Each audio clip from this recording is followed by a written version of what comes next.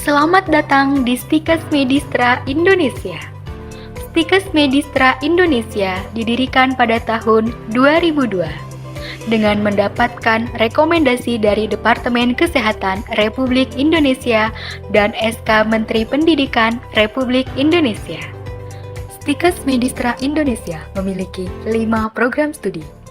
Program studi Sarjana Keperawatan, Program studi Pendidikan Profesi Nurse, Program studi Sarjana Kebidanan, Program studi Pendidikan Profesi Bidan, Program studi Sarjana Farmasi.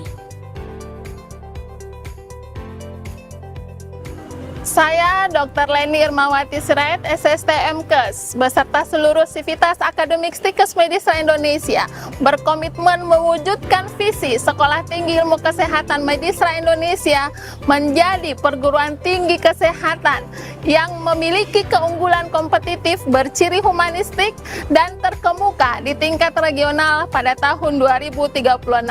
Komitmen kami yang pertama, menghasilkan lulusan yang unggul dengan karakter humanistik. Yang kedua, menghasilkan lulusan yang unggul dalam komunikasi terapeutik. Yang ketiga, menghasilkan lulusan yang unggul dalam komplementer kebidanan. Yang keempat, menghasilkan lulusan yang unggul dalam komunikasi dan kewirausahaan kefarmasian. Ayo ke Stikes Medistra Indonesia. Program studi Sarjana Keperawatan dan Pendidikan Profesi Nurse. Program studi kami memiliki visi menjadi program studi yang unggul dalam menghasilkan lulusan yang kompeten, visioner, serta mempunyai kemampuan dalam komunikasi terapeutik dalam tatanan layanan kesehatan di tingkat regional pada tahun 2036.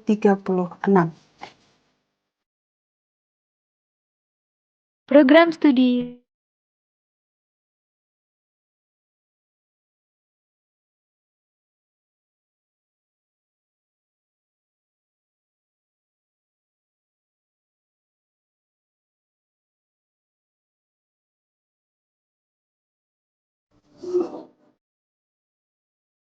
Program studi Sarjana Farmasi.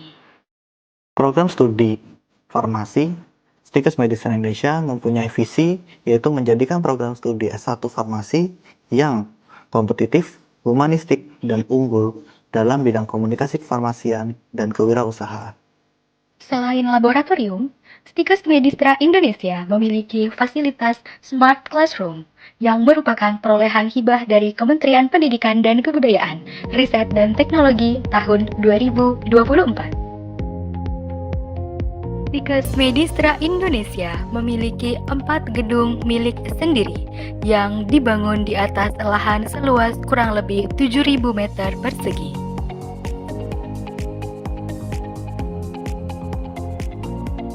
Saat ini, Yayasan Medistra Indonesia sudah memiliki lembaga pengembangan kompetensi yang diberi nama Pusat Pengembangan Kompetensi Medistra Indonesia atau PPKMI.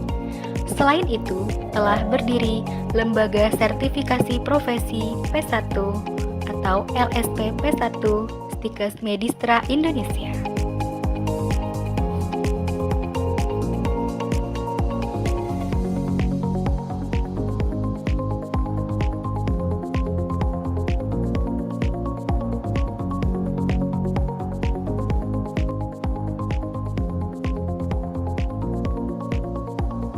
Hai, perkenalkan, saya Putri Raza dan saya Ayunita Lestari.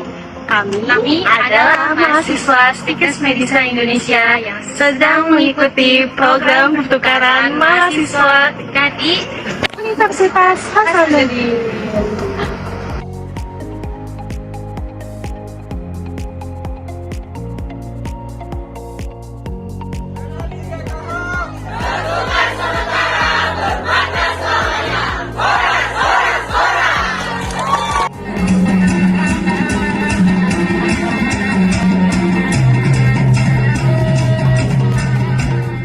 Program Merdeka Belajar Kampus Merdeka atau MBKM yang dilaksanakan oleh Stikes Medistra Indonesia adalah program pertukaran mahasiswa merdeka atau PMM.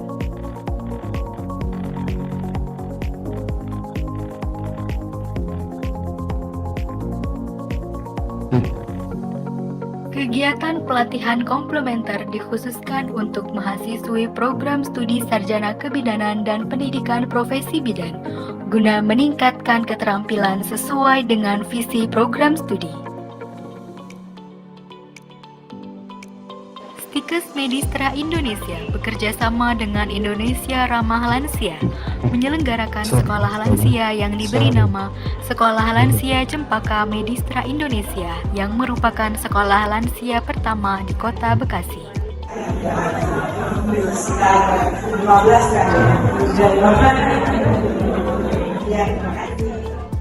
Senat Mahasiswa merupakan organisasi mahasiswa yang berada di bawah bimbingan dan pengawasan bidang kemahasiswaan dan alumni. Senat Mahasiswa dipilih setiap tahun dan memiliki program kerja yang mendukung visi dan misi perguruan tinggi. Assalamualaikum warahmatullahi wabarakatuh. Salam humanistik. Perkenalkan, saya Ratna Wulandari, alumni program studi sarjana farmasi. Saat ini saya bekerja di PT Paragon Innovation and Technology. Saya memilih Stikes Medistra Indonesia karena lokasi yang strategis, sarana prasarana yang lengkap, dosen pengajar yang profesional, dan juga akreditasi yang jelas. Saat menimba ilmu di kampus ini, saya diberi kebebasan untuk mengeksplor dan juga untuk memaksimalkan potensi yang ada di diri saya. Dengan keunggulan visi program studi farmasi yaitu kewirausahaan dan komunikasi, saya dibekali ilmu kewirausahaan dan komunikasi yang mumpuni sehingga sangat bermanfaat dan menunjang pada karir saya saat ini. Assalamualaikum warahmatullahi wabarakatuh. Salam humanistik. Perkenalkan, saya Bidan Ratna Komala SST yang bekerja sekarang di Puskesmas Bojong Rawalumbu. Kebetulan saya juga punya klinik Ratna Komala. Saya sebagai owner klinik Ratna Komala. Klinik kami sudah dilengkapi dengan pelayanan kebidanan komplementer seperti pijat bayi, yoga ibu hamil, pijat laktasi, masas ibu hamil. Klinik kami sudah terakreditasi dengan hasil paripurna. Menjadi bagian dari Stikes Medistra Indonesia adalah suatu kebanggaan bagi saya. Dengan sistem pembelajaran yang modern, dosen yang kompeten sehingga membuat mahasiswa merasa nyaman mengikuti perkuliahan. Selain pembelajaran di kelas, kami juga diberikan pelatihan yang bermanfaat untuk meningkatkan skill dan kemampuan. Sehingga mahasiswa lulus dari kampus sudah memiliki bekal untuk memasuki dunia kerja. Terima kasih Stikes Medistra Indonesia. Semoga Stikes Medistra Indonesia semakin maju dan berkembang. Stikes Medistra Indonesia bekerja sama dengan LPK Subame mempersiapkan program pemagangan dan program kerja caregiver ke Jepang. Assalamualaikum warahmatullahi wabarakatuh. Halo semuanya, saya Uji Awaludin, saya alumni S1 Keperawatan Stikes Medistra Indonesia.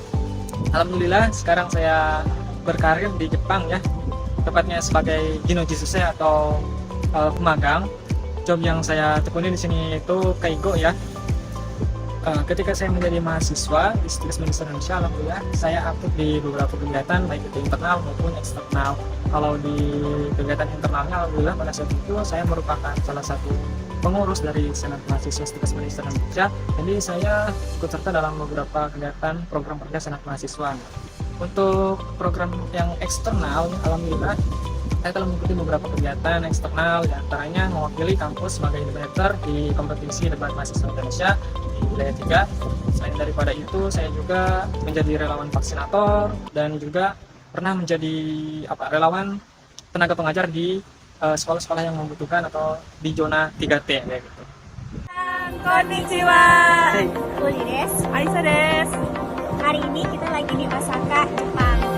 Dan hari ini kita bakal nyampein pesan dan kesan karena kami sudah di Jepang melalui program pemagangan Stikes Medistra Indonesia yang bekerja sama dengan LPK Subame. Melalui program Stikes Medistra Indonesia bersama LPK Subame, apa sih yang kita dapetin? Yang pertama, kita bisa belajar mengenai keperawatan gerontik. Gimana keperawatan gerontik Indonesia dengan Jepang itu justru dan amat sangat berbeda. Itu bisa kita kolaborasikan dan kita bisa mengeksplor mengenai pengetahuan yang ada di Jepang. Yang kedua, kita bisa lebih bersih, lebih tertib, lebih rapi, dan lebih disiplin. Stikes Medistra Indonesia telah menjalin kerjasama dengan beberapa rumah sakit, di antaranya Rumah Sakit Rawalumbu, RSUD Dr. Hasbullah Abdul Majid Kota Bekasi, dan RSUD Cengkareng, Jakarta Barat.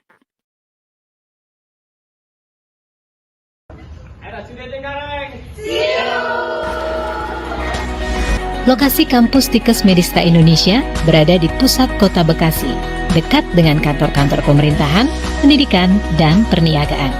Akses menuju lokasi sangat mudah, bisa melalui jalan tol Jakarta Cikampek atau bisa menggunakan komuter kereta api dari dan menuju kampus.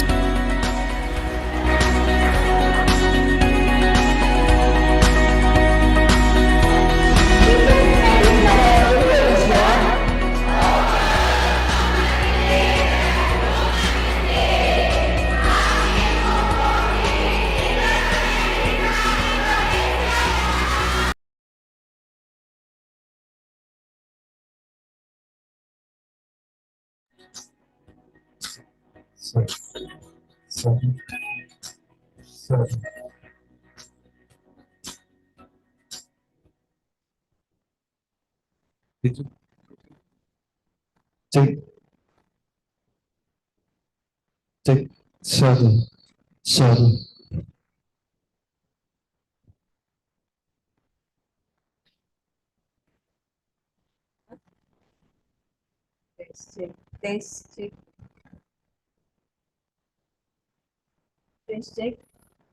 Check. My voice is heard. Check. Oh yeah.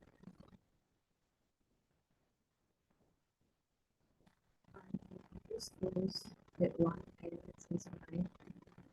Check. Okay. This is it.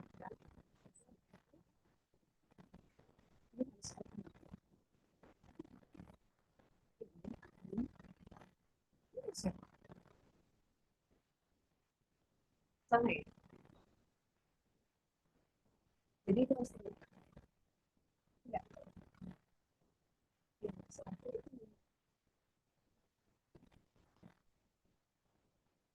Cek. Still waiting.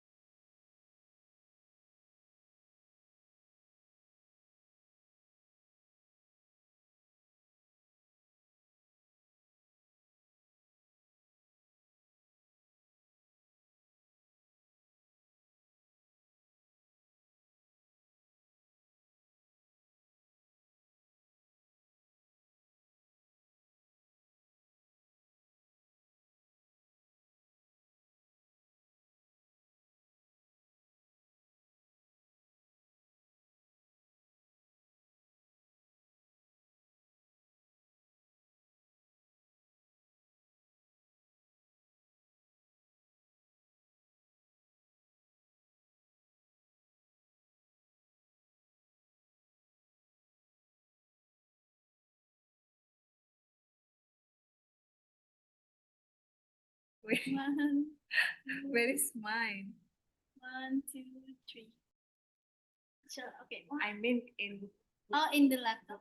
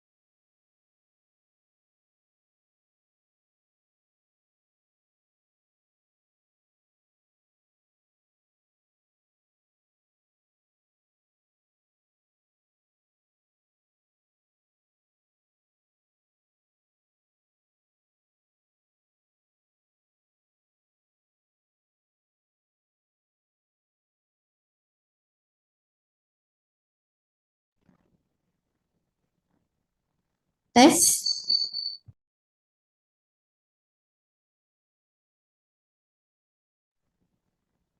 Tes, tes.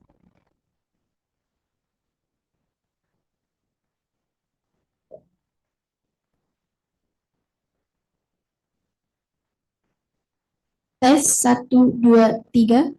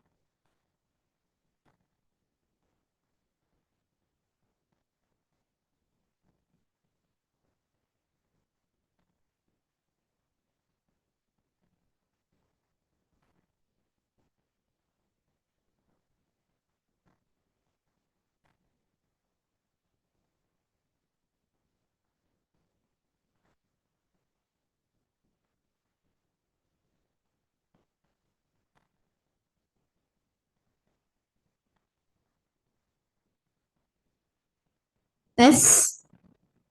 Tes, tes. 1, 2, 3.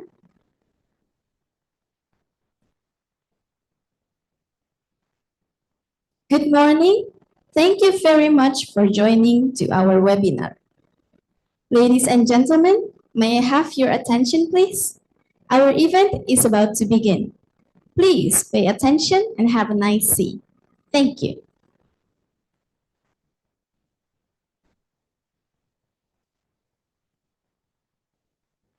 Assalamualaikum warahmatullahi wabarakatuh. Shalom, Om Swastiastu, Namo Buddhaya, Salam Kebajikan for us all. Peace be upon you and good day to everyone. On behalf of the organizing committee, I am honored to welcome all participants to today's webinar titled International Webinar of Health 2025 Beyond Boundaries, Realizing the Future of Health Through Cross-Professional Innovation in Health, hosted by Stikes Medistra Indonesia on behalf of Bis Natalis of Stikes Medistra Indonesia. First of all, I would like to greet the respectable chairman of Medistra Indonesia Foundation, Mr. Usman Ompusunggu SH, and Mrs. Vermona Marbun SKM MKM.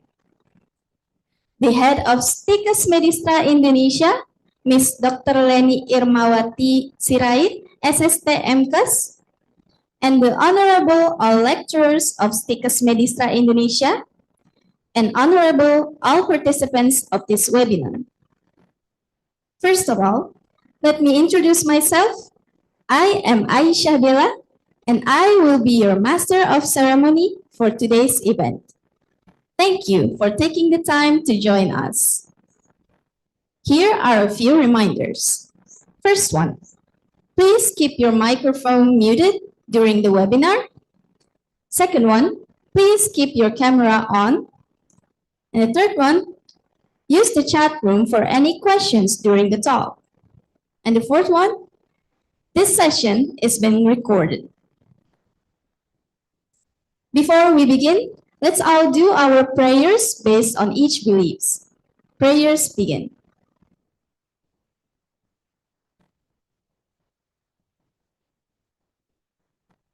Prayers ended.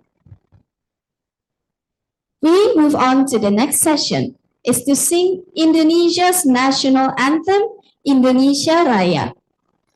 For the participants, you may sing along through the session. Thank you.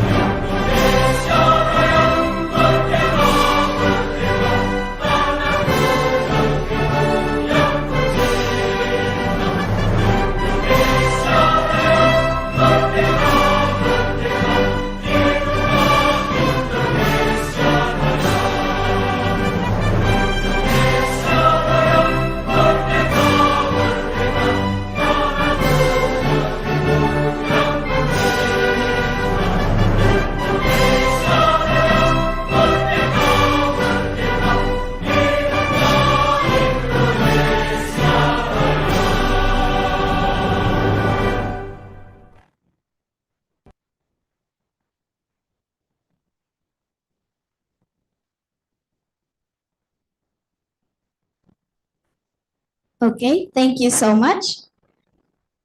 Before we move on to the next session, I would like to ask the participants, how are you guys today? Okay. To officially open this webinar, we would like to invite Ms. Dr. Leni Irmawati Sirait, SSTM Kes, the head of Stikes Medistra Indonesia, to deliver the opening speech. To Ms. Dr. Leni Irmawati, the time is yours. Thank you.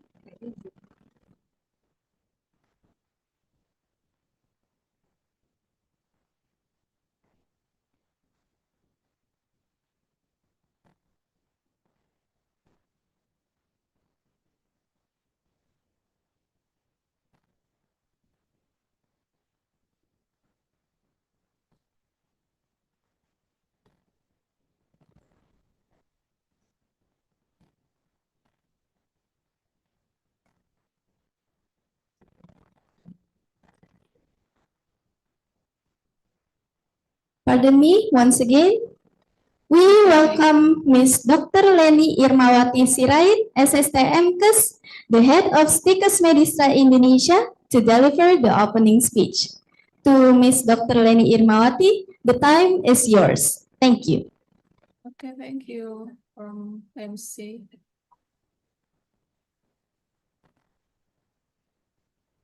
Okay. Tes, suara terdengar? Miss, your voice is heard. Okay, thanks.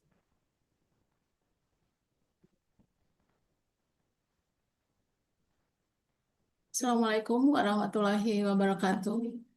Peace be upon you, and may God's mercy and blessing be with you. Humanistic salutation from Stikes Medistra Indonesia. Stikes Medistra Indonesia proudly present this international webinar in celebration of its 23rd anniversary.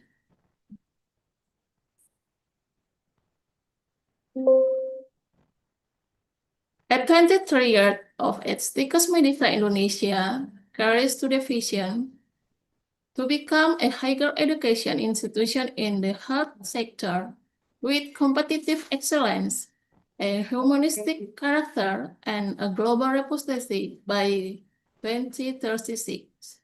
This event is part of one of Stikes Medistra Indonesia strategic program. Stikes Medistra Indonesia currently offers undergraduate and professional degree program in nursing, midwifery, and pharmacy. Today's webinar is Health Unclouded Theme Beyond Boundaries, Realizing the Future of Health through Cross-Professional Innovation in Health, reflecting our commitment to interdisciplinary collaboration and innovation in shaping the future of healthcare. Ladies and gentlemen, this visit guest, esteemed speaker, college, and participant. Special thanks for Lincoln University College Prof. Dr. Sandeep Poddar and Tizen Limited Liability Company Saitama Japan, Suzuki Maho LNMPH, and then Miyazaki Prefectural Nursing University Japan, and then the University of Faisalabad, International Transnational Education Association, ITA, and then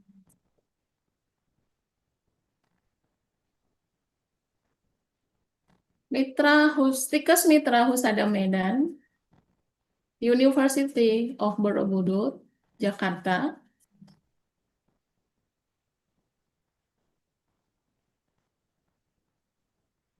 Institut Ilmu Kesehatan Pelamonia, Makassar, Indonesia, and PPNI, IB. Good morning and welcome. It is but an honor and a great pleasure for me to open this important event. We are gathered under the forward-looking and thought-provoking theme, Beyond Borders, Realizing the Future of Health through Cross-professional innovation in health.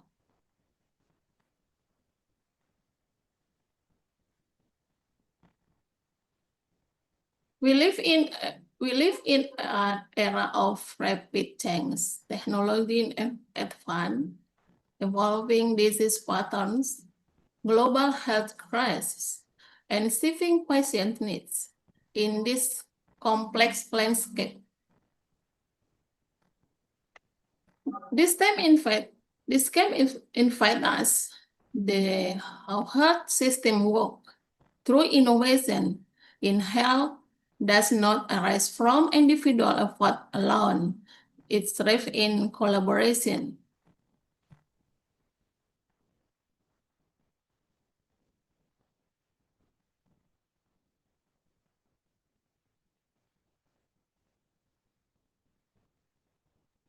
Today, we are not just exchanging knowledge, we are building bridges that connect ideas, profession, and perspective, bridges that lead us toward a healthcare system it is more integrated, more inclusive, and more responsive to the challenge of tomorrow. Let this event be more than just a meeting of minds. Let it be the beginning of long-term partnership and meaningful innovation. On behalf of the organizing committee, I would like to express my deepest gratitude to all of you for your participation and enthusiasm. May the gathering inspire us to break boundaries and shape the future and help together. Thank you, and I wish you a productive and enlightening event. Assalamualaikum warahmatullahi wabarakatuh. Humanistic salutation from Stikes Medistra Indonesia. All right, thank you so much to Bu Leni Irmawati Sirait for the amazing opening speech. Everyone, please give a big applause to Miss Leni. Thank you so much. And we will move on to the next session. But for now, allow me to introduce the moderator and our distinguished speakers for today's session. Our moderator is Miss Nurse Nurti Yanika Christina Gea, MKep SPKep A. She is a professional educator of pediatric nursing in Stikes Medistra Indonesia and a pediatric nursing specialist. And I will briefly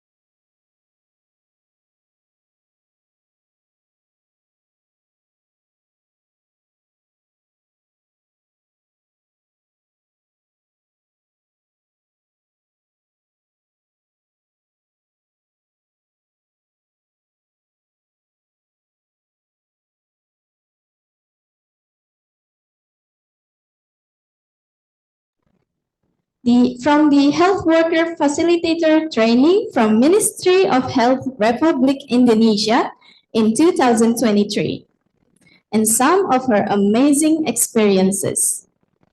One of her publications is Blow pinwheels improve oxygen saturation of preschool children with post-pneumonia in outpatient pediatrics department. And her book chapter is about adolescents' mental health, monograph in 2025. In her education, she graduated with Bachelor of Nursing in Universitas Sumatera Utara in 2005 and Master of Nursing degree and Pediatric Nursing Specialist from Universitas Indonesia in 2020. And some of her work experience. So amazing. Now, we are also honored to welcome our three speakers on today's webinar. Our first speaker, Mr. Professor Dr. Sandi Podar from Biomedic Lincoln University with the topic, Transforming Health Profession Education from Silos to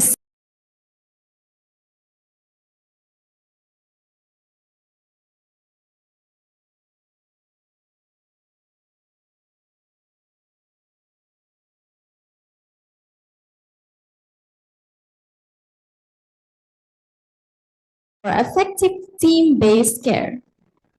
And our third speaker, Ms. Veronica F. Marahayu M. Farm from Pharmacist Lecturer of Stikes Medistra Indonesia with the topic, Development of Pharmaceutical Preparations in an Effort to Improve the Quality of Life of Patients. All right, to our moderator, Ms. Gea, are you ready? Yes, I'm ready. Okay, thank you. To our moderator, Ms. Gea, you are invited to lead the next session. The rest of the time is yours. Thank you. All right, thank you very much, Miss Aisa. Before I going to begin, Miss Aisa, how are you today? Are you doing good? Alhamdulillah, I'm doing good. I'm doing great. How about you? I'm doing good and really good, I guess. Okay, Miss Aisa, did you have a dream last night? Oh, a dream, right? I had a dream last night. What about it? What about it? Can you tell me? I dreamed of today's event because I am so excited to be in this event right now, which is the webinar and the Dis Natalis of Stikes Medistra Indonesia. I'm so excited. Oh, really? I think you dream about today in this year, you will be heading to Japanese, right? Amen. I hope I could get to Japan this year. Of course you do. I am praying for you. You will be heading through in this year to Japanese. To Japan, sorry. Thank you Okay. so much, Miss Gia. I will take over from here, okay? All right. Good morning, everyone. Okay. How are you doing today? Hope you're doing good, yeah? Once again, I want to say to all the participants today, ladies and gentlemen, welcome to International Webinar of Health, proudly presented by Stikes Medistra Indonesia. Yeah, this event was organized in framework on 23rd Dias Natalis Medistra Indonesia College. Yeah. Firstly, I want to introduce my name again. My name is Gea. I can spell it in Gea in English, or you can call me with Gea in Indonesia. I am as a moderator today who leads all the speakers to deliver their presentation. Okay, I will mention about the all participants who has joined with us today. I think I see here many hard workers, yeah. There are medical doctors and nursing, pharmacists, and midwifery, and also many health educational work here, yeah, like from institution. Okay, this, yeah, like educational institution from Lincoln University, and then from Japan. And also we have some co-hosts here who has attended and joined this event, like institution of Mitra Husada College Medan, and then institution Pelamonia, and then we have some community from nursing PPNI, and also we have community from midwifery EB, and also many things students college from many department like nursing, midwifery, and also pharmacy. So I want to say again to you all, welcome to joining this webinar. Hopefully enjoy the time and have a great day. Yeah, before that, I want to check up the spirit of all the participants today. Yeah, I want to introduce some ice breaking first. Okay, I want to make a menyala? Fire up. Okay, I want to make a fire up. So listen to me, guys, and follow me, okay? Yeah, firstly, if I say to you hi, you can answer me with hello. If I say to you hello, you can answer me hi. So hello, hi, hi, hello. And then if I say International Webinar of Health, you can answer me with Stikers Medistra Indonesia. And the last one, if I say Stikers Medistra Indonesia, you can answer me with humanistic greetings like that, like this. Salam humanistic. Yeah, this is the signature of humanistic greeting from Medistra Indonesia College. Yeah, but you must follow by the gesture like this. Yeah, you clench your fist like this, your right fist, and then open up. Put on your left hand, your left arm, yeah. So if I say Stikers Medistra Indonesia, you can say Salam humanistic. All right, we can try together, all the participants. Okay, yeah, we can try. Okay, please, you can mute all of the microphones. Operator, please help us to unmute all the microphone. Okay, let's try, yeah. Please speak aloud. Speak aloud. You can unmute your microphone, please, once again. Why still mute? Why still mute? Please open up your microphone. Okay, let's try it together. Come on, speak it up. Okay, let's try. Hello, everyone. Hello. Hello. Okay, thank you. Hi, everyone. Hello. Hello. International Webinar of Health, Stikers Medistra Indonesia. Stikers Medistra Indonesia. Salam humanistic. All right, good. Thank you. I think we must try once again. Yeah. Once again, please. Okay, we can try once again. Okay. Hello, everyone. Hi, everyone. Hi. Hi. Hello. International Webinar of Health.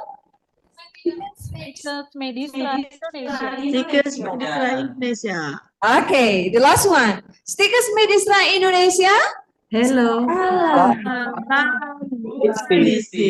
All right. Thank you very much. Clap your hand all. I think all the participants is very enthusiasm today. All right. Thank you very much. And now I think we'd like to begin this webinar. So I want to say hello first to our first speaker.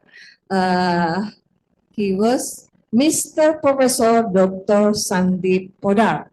Yeah, I want to say hello first. Hello, sir. Are you here with us?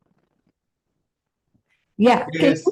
Okay. Can you hear my voice clearly? Yes. You can hear me? Yes, I can hear you clearly. Thank you, sir, for joining with us today. And I want to say Welcome to Stikes Medista Indonesia. Even though in this room Zoom is virtual meeting, but we're very glad to have you here. Thank you for your time. Sir, before we begin, I want to read first about your profile or your curriculum vitae. Okay, please share screen, operator.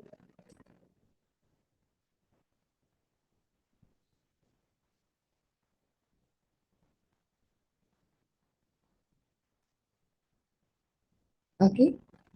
Yeah, still waiting for a while. Can make a bigger, please? A little bigger? Yeah. Make a bigger. I said wider. Yeah, yeah. Dilebarin. Digedein. Okay. Yeah, I will read.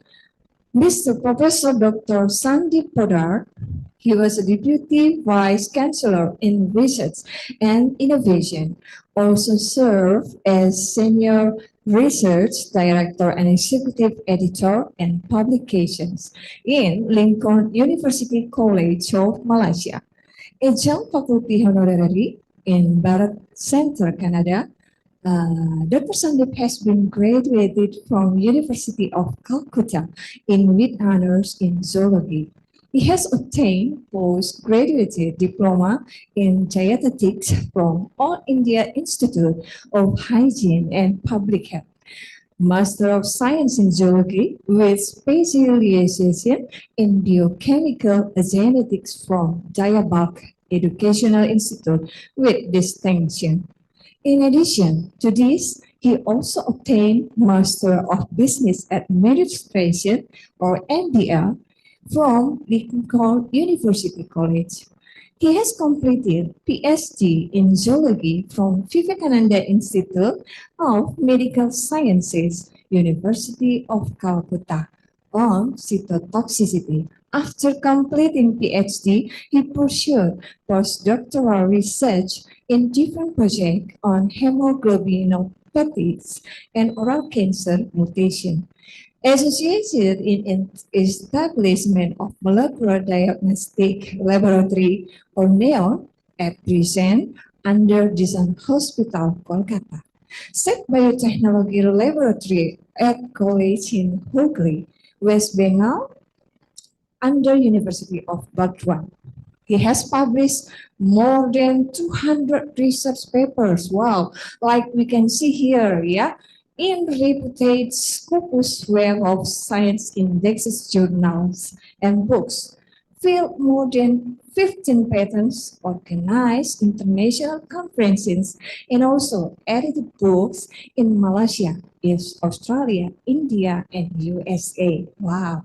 He is serving as guest editor of different reputed Scopus Indexes journal of Elsevier, Indoor Science, Botanica, like publishers. He has initiated the International Journal of Advancement in Life Science Research. And Dr. Sandeep is a founder, Assistant Secretary of Dr. Tarak Nath Podar Memorial Foundation in Kolkata, India. He is active member of different organizations, Indian Science Congress Association, Indian Science News Association, World Academy of Sciences, Mental Health Innovation in Network in UK, Malaysia, Society for Molecular Biology and Biotechnology. And he was also fellow member of World Researchers Associations. Wow, that's all. The short reading, I can tell you, other participants, it was a great profile, I guess, yeah, amazing. So, we'd like to begin, sir. This is the rule. You can deliver your presentation in 45 minutes, and then 15 minutes later, we have discussion sessions. And the rule for all the participants, during the presentation, please mute all your microphones and stay focused and stay on your camera. And don't forget, preparing your questions for discussion session. Yeah, I think this is the time Mr. Dr. Professor Dr. Sandeep will deliver the presentation with title Transforming Health Professions Education from Silos to Synergy. Okay, this is the time. So please, sir. Thank you, Nurse Natika, and also, of course, our MC, Miss Aisha, and Yes, Dr. sir. Leni Inawati for giving the opening speech, and all the participants. I see here in the Zoom room around 150 above participant, 155, including me. So I welcome all of you, and of course, it is a great pleasure to meet with you online, virtually. Yes. Always better that we can meet physically, then Madam Gia can make the enthusiasm more, what do you call, effectively. Online, everybody cannot unmute, but in physically, everybody is unmute, cannot Yes. be muted. So now I am going to start without wasting much time because I think we are running late as well. So I'm just sharing my screen. Yeah. So please. And thank you, madam, for describing vividly my CV. So It's okay. and we are discussing today in this seminar Beyond the Boundaries, as we are from different country. Our next speaker from Japan, I am from Malaysia, and also other Indonesian speaker from your university, Stikes Mitra Medista. And of course, we are focusing on the future of the health, on the cross-professional innovation in the health sector. So I am from the Research and Innovation Division, and of course, next speaker from other faculty, and another one from pharmacy faculty. So, and all of you may be from different backgrounds, nursing, health, but of course, is all related to healthcare event, means to the healthcare segment.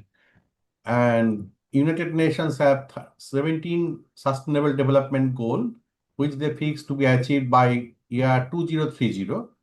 And we are focusing on that and marching to achieve that goals by 2030. And today we are discussing on transforming the health professional educations from silos to synergy. And of course, without the collaborative effort, we cannot achieve it. So I am just sharing my views on different aspects, which some of you is working on it and some of you not aware, but we are sharing our experiences, my experiences, and for what I think with all of you, so that we can move forward. Is my volume is okay? My everything is clear, audible?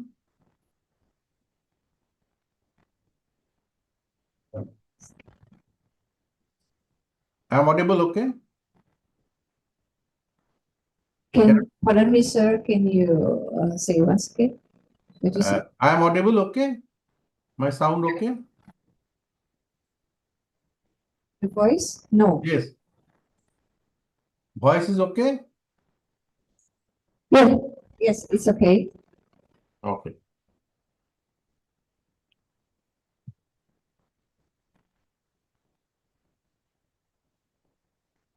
So in the healthcare profession, that we have different segments, and we are taught in different aspects, like nursing is taught in nursing classes, medical doctors taught in medical programs, pharmacists different program, medical assistant different program, and of course the other segments all different caregivers different. So different program have different syllabuses, and of course they learn the activities in different aspects, but all of them is working for the healthcare segment, for the betterment of the human health only.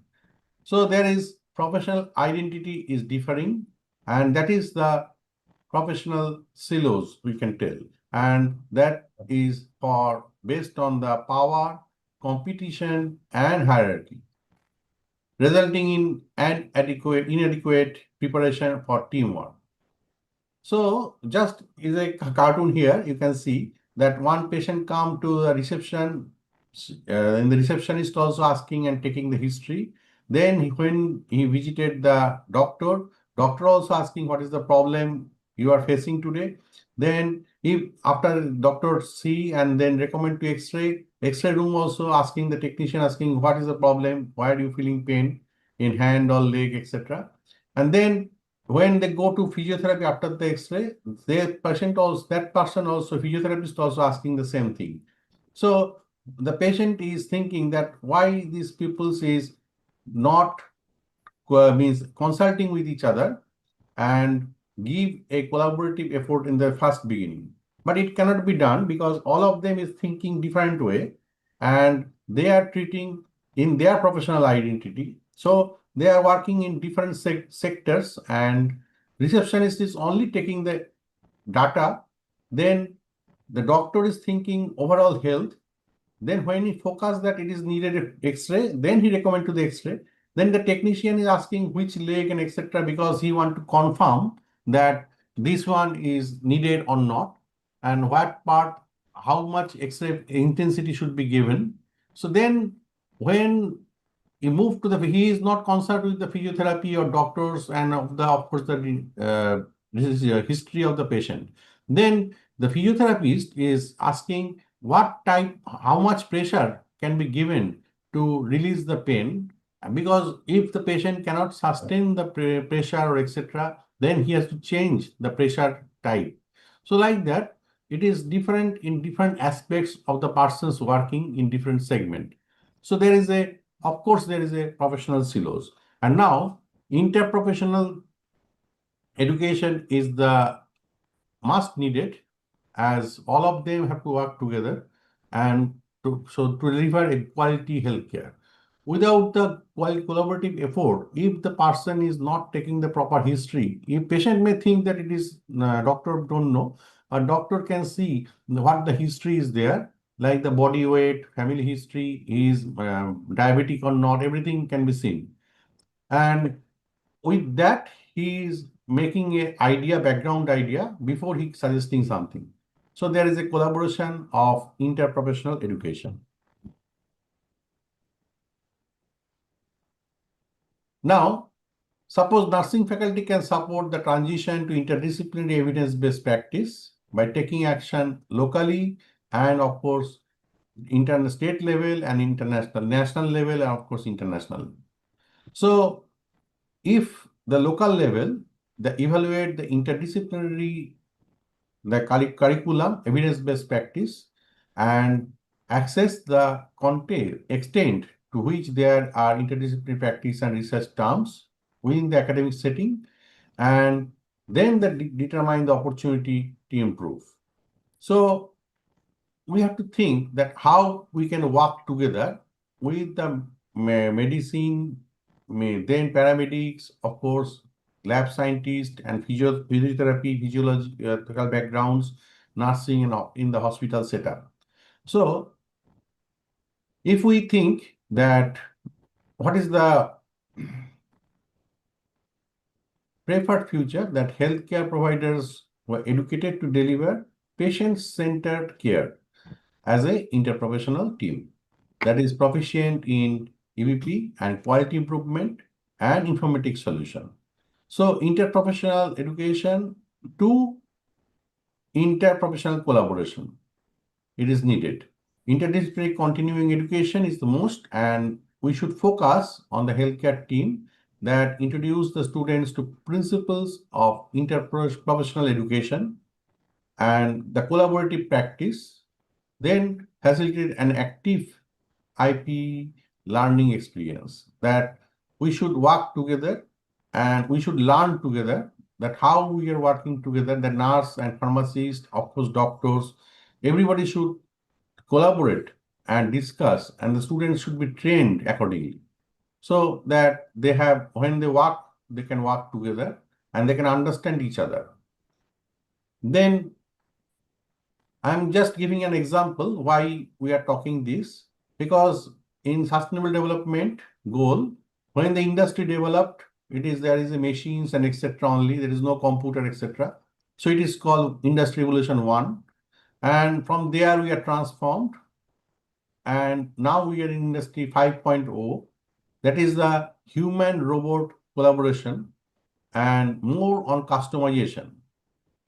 And you can see there is a change in, you can understand that when the Biston butylurea mark in the Industry Revolution 1, that is changed color because for the smoke in there, and they change their color to survive.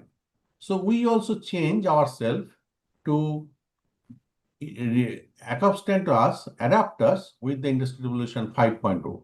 Now, what is the difference? Difference is 5.0 is sustainable, human-centric, and for the resilient industry. So it is more on human-centric approach, and that is the Industry 5.0, and it should be resilient and sustainable. So there is a 3 pillar of 5.0 is human-centric approach, sustainability, and resilient. And now when we are talking on human-centric approach, we should be more on infographic, as we are on already in 4.0. Of course, in IT, without IT, we cannot think anything. Like now we are talking on Zoom, and then we are using mobile phone and everything. It is all on IT based.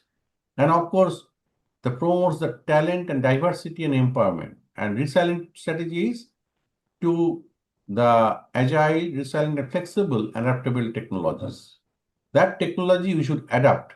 Otherwise, previously we don't have the ultrasound machine, or more previously we don't have MRI, CT scan, etc. But now without those facilities, we cannot think about the result and diagnose the patients and move forward. So previously, when I started work with DNA isolation in before 20 years, around 1999, that time we do DNA isolation by manually.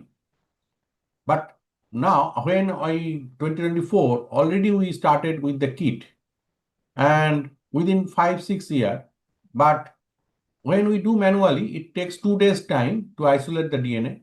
After that, we change the technique, and we can isolate the DNA within 1 day by salting out method. Then after that, we use the kit. Now also we use the same kit.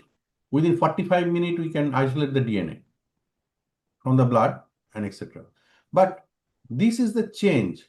And after that PCR, Kary Mullis discovered in 1984, last around, I think, 40 years. So now it is in every corner of our society, and we are using that technology. So this is a change, and we are incorporating the change, and of course we are working together. Otherwise, this is if we work separately, the IT people and the researcher is working in lab to develop the technique, and in the lab we are not using, and then we cannot deliver the report within 1 day. So the patient sample collected in the bedside, it go to the laboratory, they test within 1 hour. Within 1 hour, now it is real-time PCR we are doing. First, I started the PCR with the oil immersion, then hot leads PCR. After that, real-time PCR, no need of running any gel, etc. for 1 hour. We directly get the result in the computer itself. So the graphs, etc. we can see in the computer, and we can diagnose the disease and viral load, everything we can give a report on based on that. So that real-time PCR also helps in getting the report. So if patient is affected with COVID, we immediately send for PCR. Immediately after 1 hour or maximum 2 hours, we are getting the report. That is possible only because of the collaboration of different segments of the healthcare and non-healthcare persons as well. So this is the sustainable strategy. We are working for people, planet, and profit. So, and that is the focusing for the 17 Sustainable Development Goal of the UN SDG. Now, this picture is from one of my book chapter, that is AI in laboratory practice, how AI, artificial intelligence is there. starting from analysis of sample, we take the sample, we just put in the computer and getting the data that I am telling just now. That is how it is doing by the data mining and matching. Because the computer have a data set that, okay, this is, if suppose 10 viral load, it will show this type of graph. If it is 100, it will show this type of graph. So there a matching graph will be created based on the data they have in the computer background.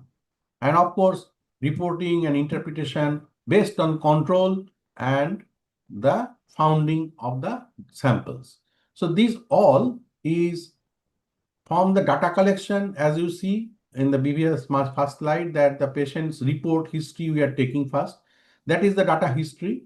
From the history of the sample collection, sample transportation, sample preparation, and sample identification, of course, all is included in the monitored by the AI technology now. That is the industry revolution.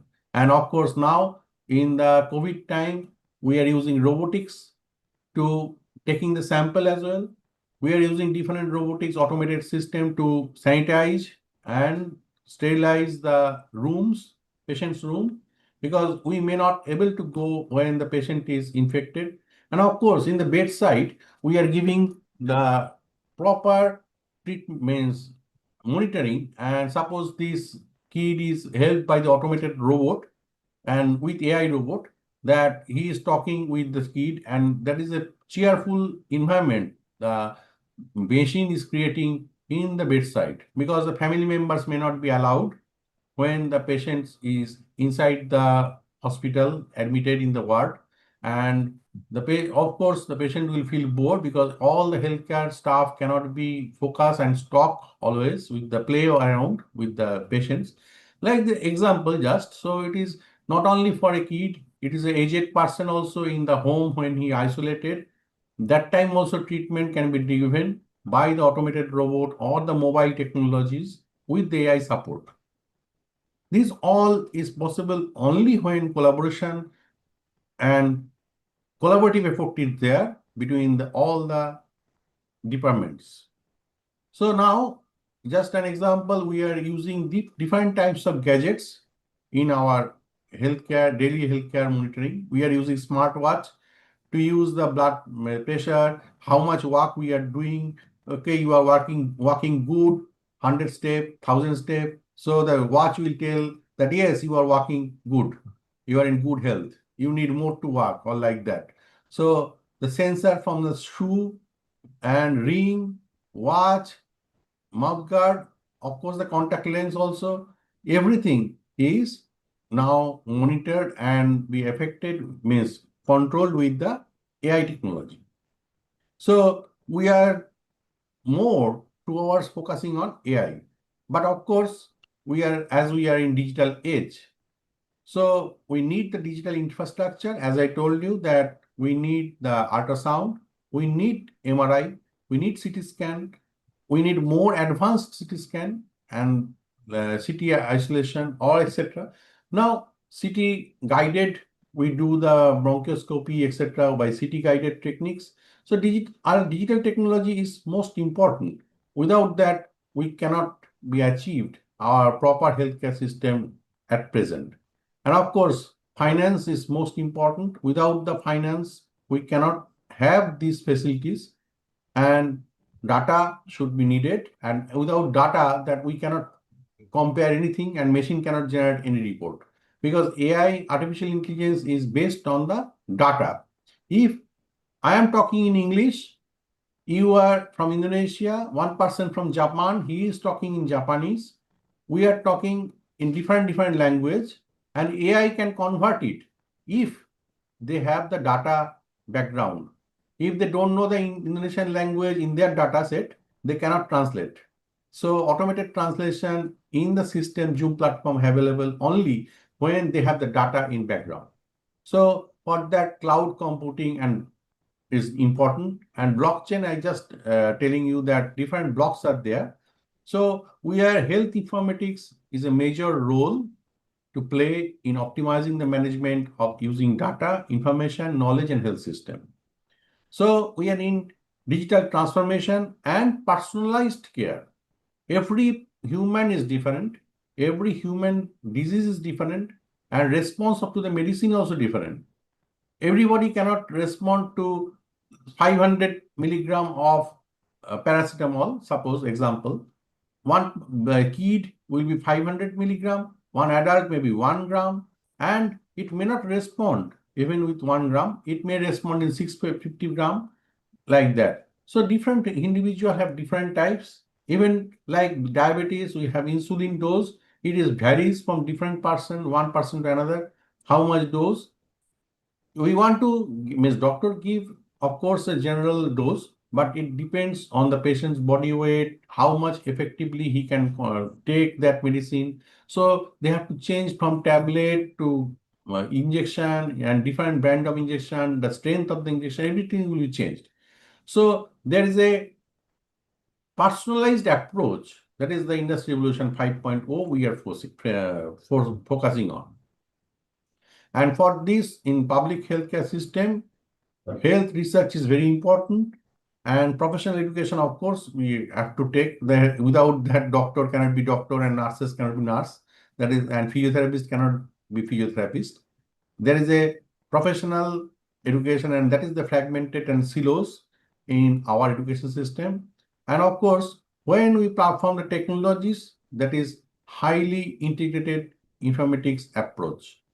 Without that, we cannot achieve the today's healthcare system, and we cannot work more synergetic way within and across the system.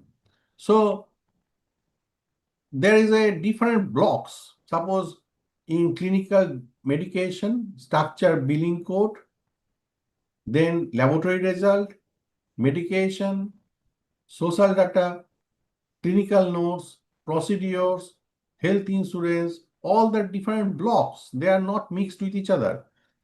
Insurance, health insurance people giving the money that, okay, otherwise the patient have to support that thing, that will be supporting the treatment of the patient. Now the procedure taken by the nurses, and of course, based on the clinical notes from the doctors. So these are all different blocks in the healthcare system.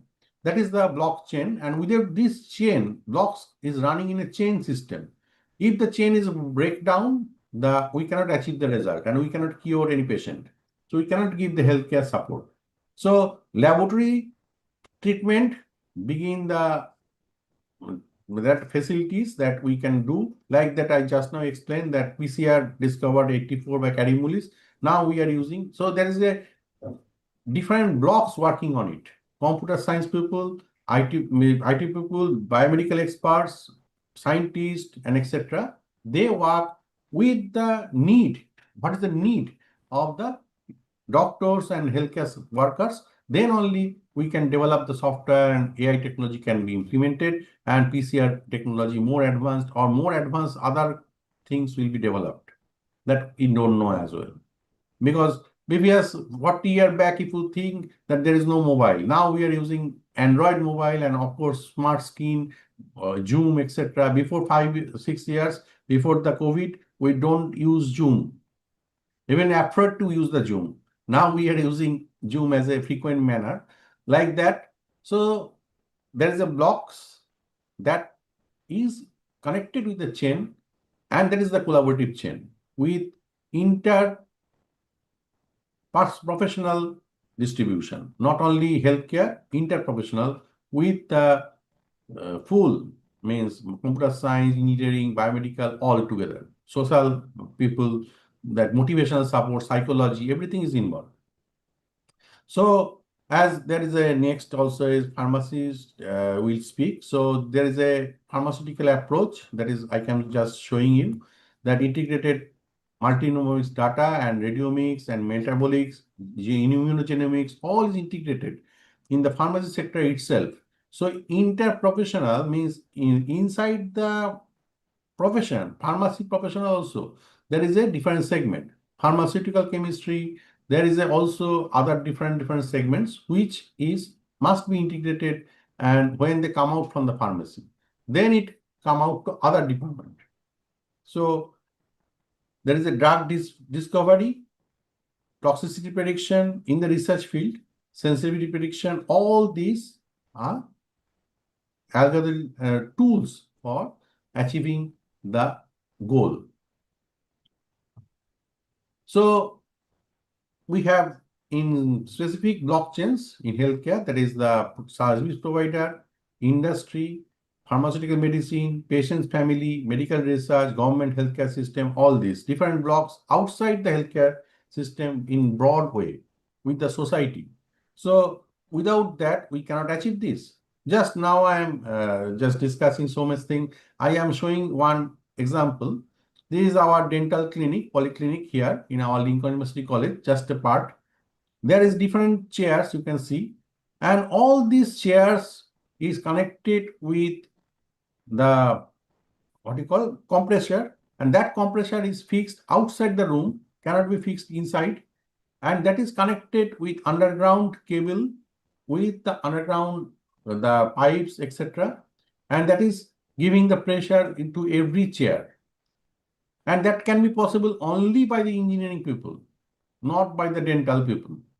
Dentist will see only the patient and treat the teeth, but all this equipment is needed for the engineering people and the construction people, the civil engineering people. How I need this, I have to tell, the doctor have need to tell that this is the healthcare facility we have to need, and we need this type of facility. Without the air condition, without the fan, it is not suitable, etc. We demand. Accordingly, maybe we can do also you can tell that yes, we can do teeth extraction in outside open air, and we can take a plus and take out the teeth.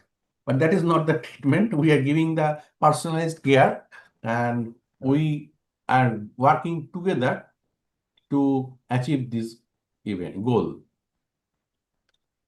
So there is a sustainable development goal, as I tell you in the first time. That is the first goal is no poverty. Number 2 is zero hunger. Number 3, good health and well-being, that where we are. And we are also talking about the quality education, that is goal number 4. Now we can think that if we are poor, we don't have money, we cannot get food. And if we don't have money, we don't have food, we cannot think about good health, and we cannot be educated. And in the contrary, when we don't have education, we cannot generate any business, we cannot do any cultivation properly, we cannot support the good health. So how we can survive? How our economy will run? The goal number 9 can be achieved. Industry, there will be not there. Decent work, goal number 8 cannot be found. So all these goals are interlinked to each other, and for that it is in a circle shape. And of course, in the last is partnership for the goal. That is the networking collaboration, where we are working synergy, and that is the difference and collaborative approach we should do, and we should learn from the other things, that is the ant and etc. But how collaborative approach can be possible in different way, and not only inter profession, it should be outside, means interprofessional collaboration should be there. And of course, maybe I'm talking much, so I should take the virus from my computer out. And I am thankful to Madam Nurse Gia, and of course TAIEX Stikesmit Medistra Indonesia. And we have just achieved, I'm just sharing information, the Lincoln University College achieved the 87th quality education in the delivery quality education in Times ranking. And of course, QS World ranking, we achieved the 638 rank in whole worldwide. And of course, the QS was multi-rank also, and other indexing services as well. We are there. And we welcome all of you to visit our Malaysia, of course, of our university as well. That building you can see, and of course, inside the lab also I have shown one picture. So all of you come, and we can work together to move forward. Thank you. All right. Thank you very much, sir, for your sharing the great material for us today. Okay, I think we can clap our hands today to give appreciation to Sir Sandeep. All right, sir. I think it's very great material. Yeah, we're talking about EP and EPA, yeah, inter collaboration and EPA, yeah, and EPA.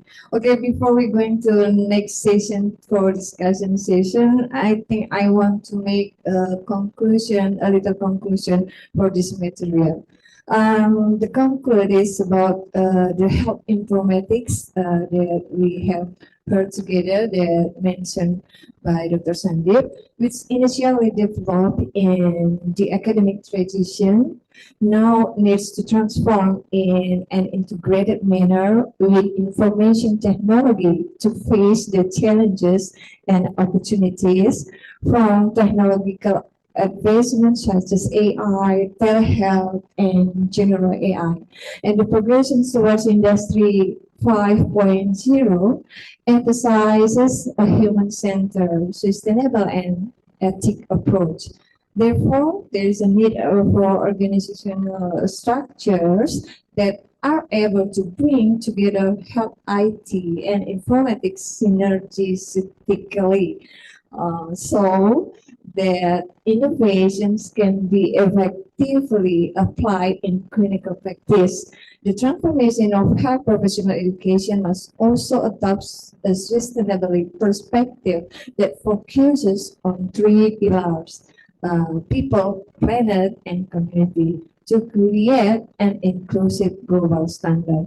A little thing in Indonesia menyimpulkan bahwa informatika kesehatan yang awalnya berkembang dalam tradisi akademis kini perlu bertransformasi ya, secara terintegrasi dengan teknologi informasi tadi yang sudah dipaparkan untuk menghadapi tantangan peluang dari kemajuan teknologi seperti AI, telehealth, dan general AI lainnya, dan perkembangan menuju industri 5.0 yang mendekatkan pada pendekatan yang berpusat pada manusia, berkelanjutan tapi beretika. Oleh karena itu diperlukan struktur organisasi yang bersinergis sehingga inovasi dapat diterapkan secara efektif dalam praktik klinis. Dan transformasi pendidikan profesional kesehatan juga itu harus mengadopsi perspektif yang berkelanjutan yang tadi berfokus pada 3 pilar ya, yaitu manusia, planet, dan komunitas. Bagaimana untuk menciptakan standar global yang inclusive. Okay, that's all about the conclusion. I guess I can deliver to you. So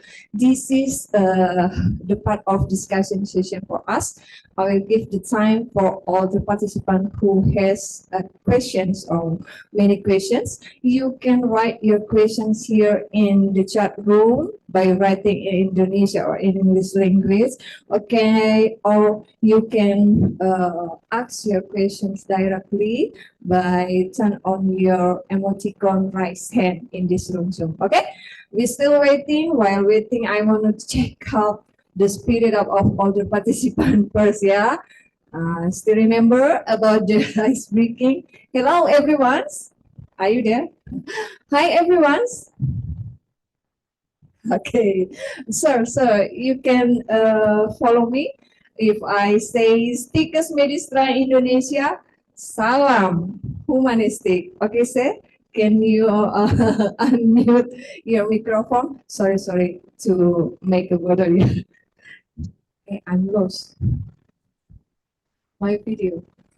Okay, I'm here, sir. We can try together, sir. This is an ice breaking. This is the signature humanistic greeting from Medistra Indonesia College. So if I say Stikes Medistra Indonesia, you can say salam humanistik, like this, sir. Okay, we can try, yes, sir. Please unmute Sir Sandeep. Okay, and maybe followed by the other participant, yeah. Okay, Stikes. Okay, yeah. Stikes Medistra Indonesia, sir. Salam. You can make like this, clench your fist, and then put on your arms. Can you follow me? Okay, Stikes Medistra Indonesia. Salam. All right, thank you very much. Clap your hands. Yeah, thank you, Dr. Sandeep. Still no questions? Once again, All the participants, please send your questions in this chat room, or you can directly ask here in this room too. Who's one? Please raise hand. We're still waiting. Yeah. Anyone? Okay, I think just give the question, please. Who's that? I can see. Please raise hand, please. Please raise hand if you want to ask directly here, or you can chat. You can write in this chat room, please. Anyone? We're still waiting. Students, maybe, or other participants from other institution. We're still waiting.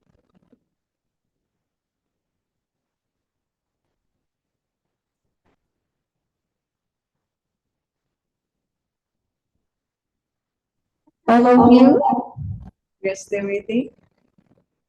Raise hand, please.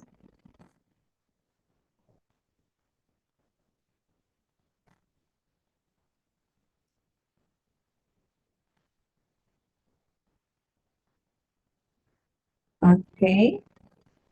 Is there anyone still waiting? We have still many time here, I think in 15 minutes, 20 minutes. Okay. Raise hand, please. I think no question, madam. Wait, sir. I think they still feel the same, yeah. Oh, no problem. If they Yes, want to I- write, you can accumulate the question and send by email to me also, and I can reply, no problem. All are welcome to contact directly. You can share my email and Okay. WhatsApp number. Okay, If all any question, participants. of course, they can contact directly. Okay, the questions Any can question, I be think. not only about the material, maybe the other things you can ask here. So don't be shy. Please deliver your questions. Yeah, please. Anyone? Miss Gea. Yeah. Okay. Miss Sorry. Selina, please. Yeah. Sorry, I have to close my camera because I'm outside the. All right, it's okay. So please. Okay. Yeah, to Deliver. Mr. Sandeep, thank you for your brief explanation about your topics. I would like to ask one question about we in the School of Health, we have nurse, we have midwife, we have pharmacists here. What should we prepare in the beginning to be a beginner in professional, to be a professional nurses, professional midwife, and to professional pharmacist in our digital era? Yeah. Can you? Is it? Yeah. Is it clear? I want to make it clear, maybe the question is about if we are the students of college Yes. nursing, sir, if we Yes. want to begin the practice in, Yes, begin the practice, yeah. in health field, like hospitality and hospital, In what hospital, should right? we have prepared as a What lecture, should we? maybe, yeah, as a lecture and also as a Yes, yes. student. Thank you, madam, for the question. I understand because we have to start from the beginning. We have to start from our personal level, that is from our faculty development program. So from the faculty itself, we have to train that how we can collaborate with each faculty. I just want to share another slide, means material that I have not shared that one previously. This one.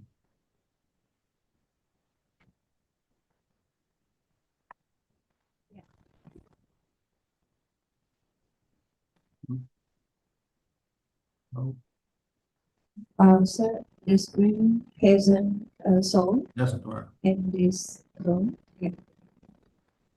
I cannot.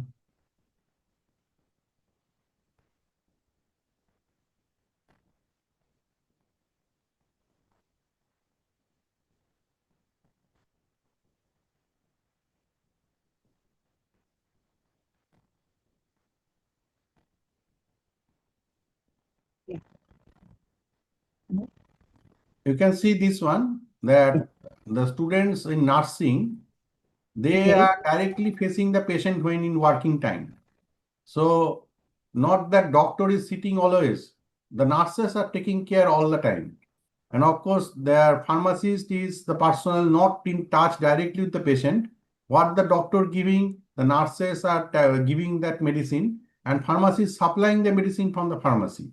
They are not in directly touch with the patients. So they don't know about what the patient's condition. And of course, the medical students are physicians and not have no bedside manner. So they are not changing the posture of the patient. They are not handling the patient's physical condition, means in the working place. And of course, the public health condition, that is the social consciousness, etc., is different. And allied health, that I just now told you, that the laboratory material, etc., is different. So all these are different segments, but all of them is not handling the patients in the same way. So that information we have to integrate in the education system, that the faculty should aware about this. And when the students have to take to the industry, they have to be focused on the synergic effects, that how this is related with each other. That suppose one pharmacist is giving a wrong medicine, that what will be the impact on the patient? Who will handle that? Is the doctor is handling? Who is giving that medicine? So all this approach is now we are making online based, paperless, so that okay, this medicine immediately from pharmacy we get, doctor may prescribe, immediately the pharmacy getting the medicine list, and that medicine list they are supplying to the bedside. And when the nurse is giving, he or she also put that medicine online system, that yes, the medicine has been given. So all this approach, and doctor can be viewed that okay, this is the medicine has been taken on proper time in this dose. So all this information can be integrated with only IT interference and integrated approach. So we start from faculty development, then student-centric approach, then interdisciplinary in industrial approach, and we train that how and where that approach is working. Okay, madam? Okay. Thank you. How Yeah. about the answer, Mrs. Lina? Yeah, thank you for the explanation, Mr. Sandip. So it means, based on your experience in Lincoln, with other majors like nursing, midwife, and also pharmacists, have the integrated curriculum and integrated professional development program or something in Lincoln, or project together in Lincoln, yeah, Mr. Sandip.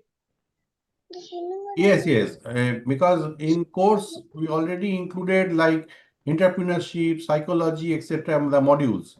So like that, if suppose one nurse, he or she can do PhD in management, healthcare management, not only the PhD in nursing or PhD health science. So if I do on healthcare management, then only these management factors I can know. Then I can work in administration of a hospital or working as a staff nurse. It's easier for me without knowing the organizational structure, etc., the management background. If suppose one engineer doing MBA, then only he or she can take a project. Otherwise, he cannot run a project. It will be failed. He is thinking one boat mechanic preparing a boat, ship, but that ship driving is different. So that training, if he take, that time only he can run the boat, because he is preparing on his skill. That ship he cannot run on the sea. That running is different, need a pilot. That is different training. So if he have to know that in operating of the ship as a captain, he should know both how the ship is prepared and how it can be sailed. So then only he can work as a captain in the boat. Okay. Okay. Understand. Thank you for the explanation, Mr. Sandip. Okay. Thank you, Mrs. Lina and Sir Sandip. Okay, I think it was clear, yeah? Already cover your question. Okay, the next questioner, I think our leader, the head of Stika Medistra Indonesia, Mrs. Dr. Leni, already raised hand last time. Mrs. Dr. Leni, can Okay. you ask Yeah, directly? Yeah. Thank you, Miss Gea. Hello, Prof. Sandeep. Yes, madam. Okay, I can ask you how to implementation SDGs using interprofessionalism at Lincoln University, Lincoln College. Lincoln College. Maybe we can apply at Stikes Medistra Indonesia. Means Lincoln University College, you are telling that how we are working for this. Yes, there is different aspects you can do. There is first I told you that we have to work in faculty development program and of course community service. Then involve the means social service, and of course we have to achieve that goals. And networking and collaboration is another example.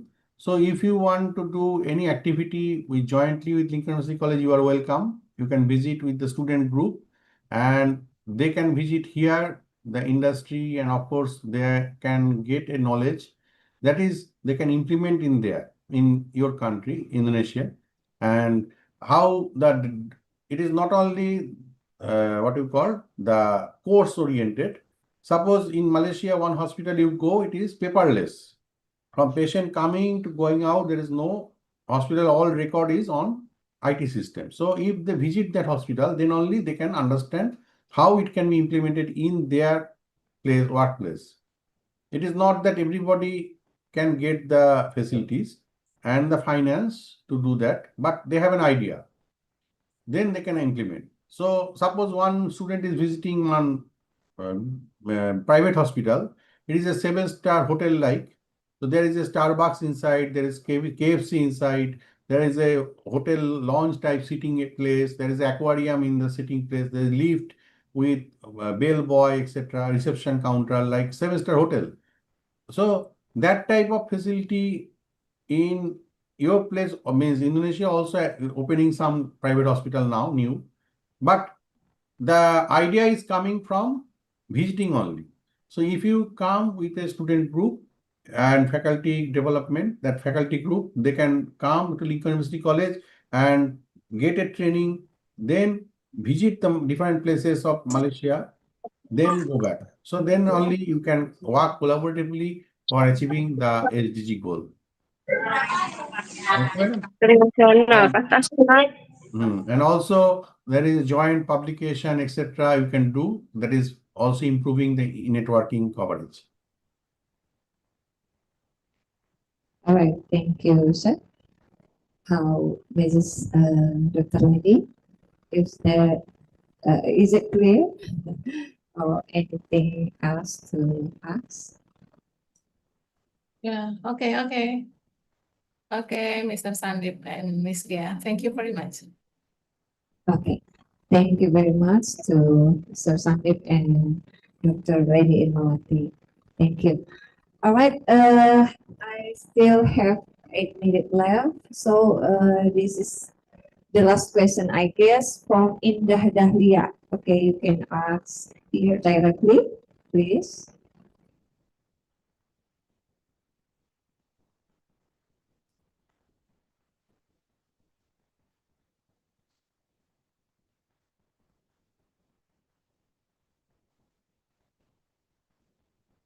Okay, thank you, Mr. Dr. Sandeep. I'm Indah Dahlia, a nursing student, and I would like to ask a question.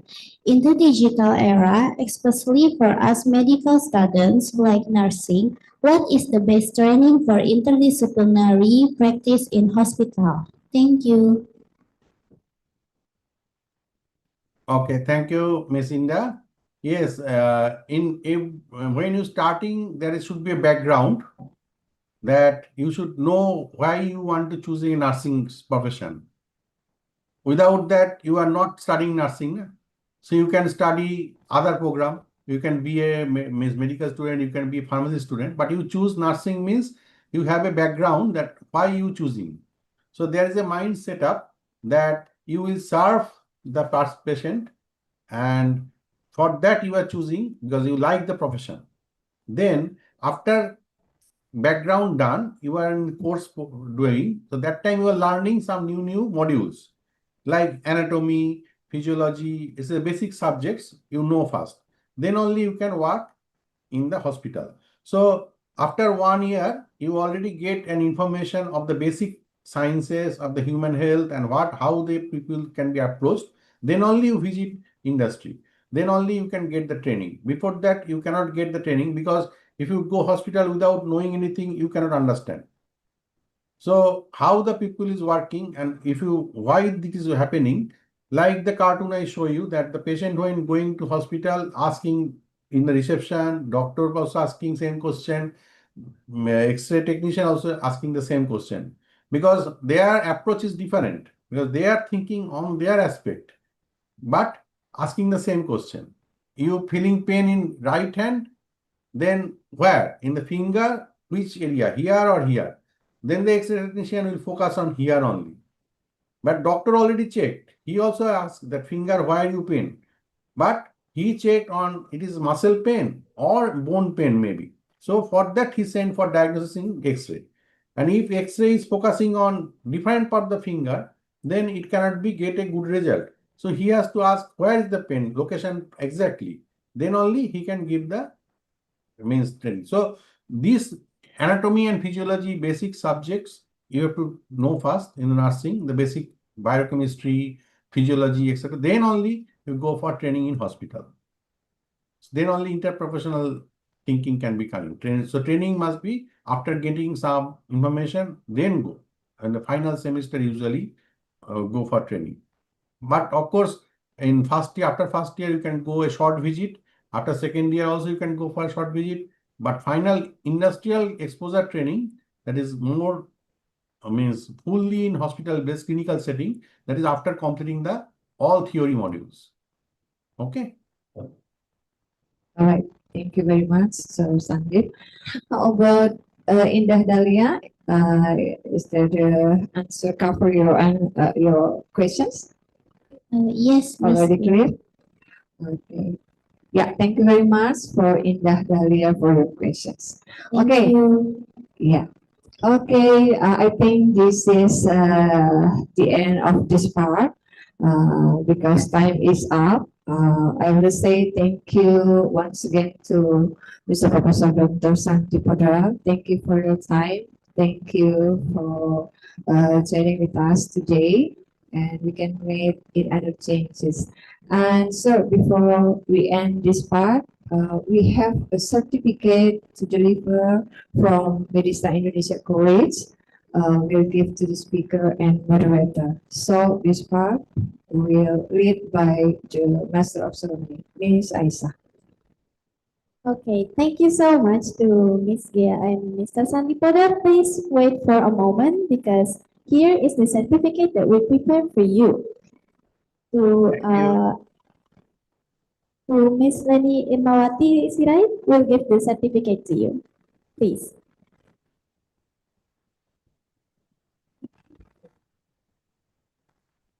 Thank you.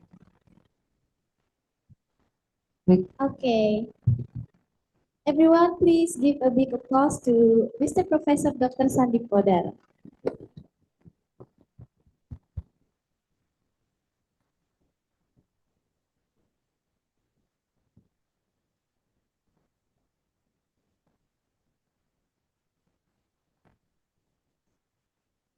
Okay.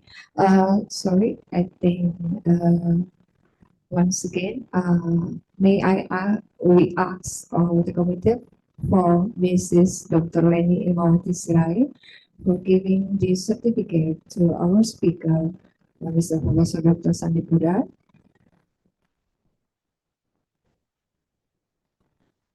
We have the time.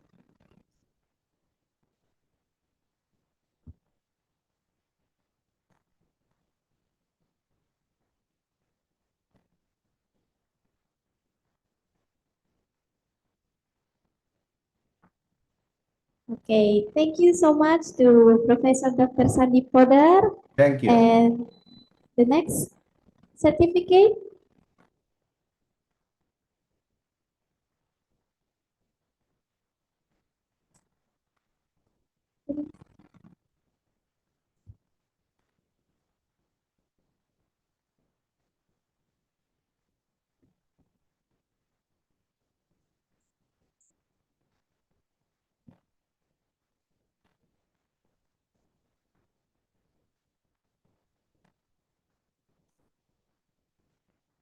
Please, Mrs. Leni Irmawati, to give the certificate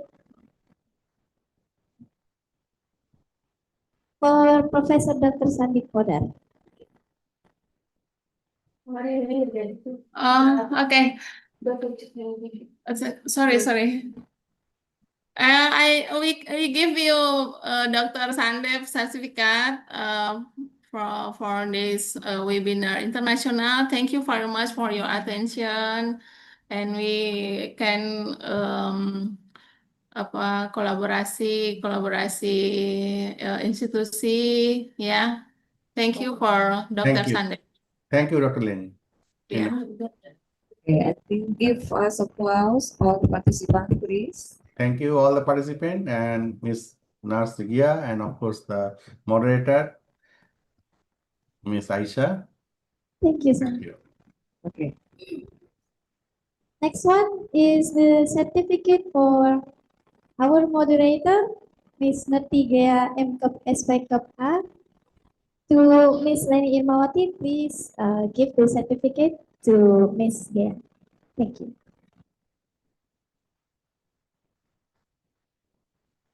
Yeah. To Mr. Gea, thank you for your attention. To your moderator this day. Ya, terima kasih. Success for this webinar international. Thank you. Thank you so much. All right, everyone, once again, please give a big applause to Mr. Dr. Sandi Podar and Ms. Gea. Thank you so much, Mr. Sandip, and please have a good day. If you have another schedule, you can left the Zoom or you can stay here. Yes. Thank you, sir. See you next time. See you next time, sir. Have a great day. Have a great day. Thank you. Bye. Thank Thank you. you, Thank you bye. so much. All right. We move on to the next session. It's our second speaker session.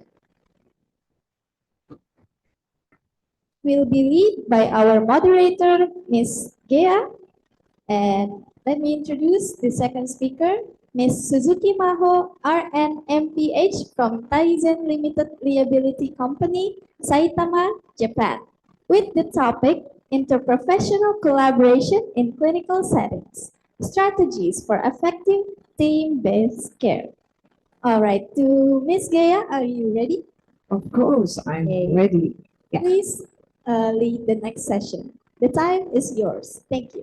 Thank you very much, Miss Aisha. Again, before we go into beginning, I got permit from you all. I want to check up your spirit. I want to raise up your spirit again.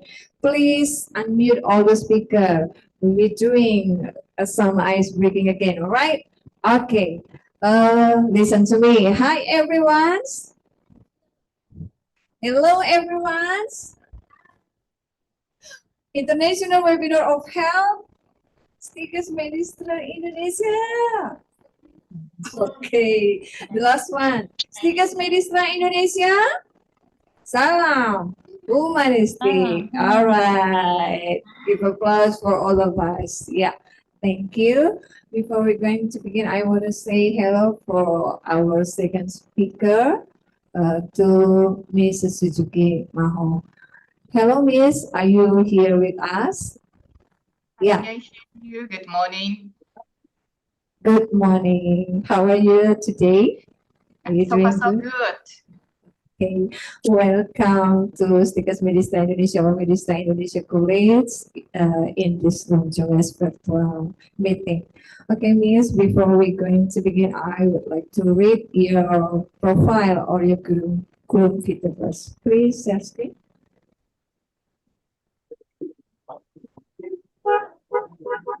Okay. Yeah. Mrs. Maho Suzuki, registered nurse and PH. About the profile summary.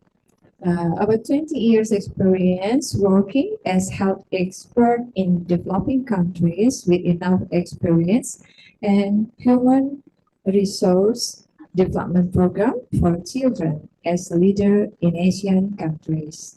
About work experience, in June 2024, in Taisen Limited Liability Company, Saitama, Japan, as founder or CEO in field human resources development for youth in Asian countries, and then in field planning and conducting study tours in global health for youth. And then about the International Children's Action Network or International NGO, Nagoya, Japan, as acting Director General from February 2020 until 2021, or as a representative director in July 2021 until present, in field overall management of the organization, and then as supervision of operation of Japan and the Philippines, Djibouti, and Yemen. And this is about also Japan International Cooperation Agency or JICA in Tokyo, Japan, as health advisor, JICA Indonesia office from September 2017 until September 2019. In field, conducted health seminars. Please don't make it sick.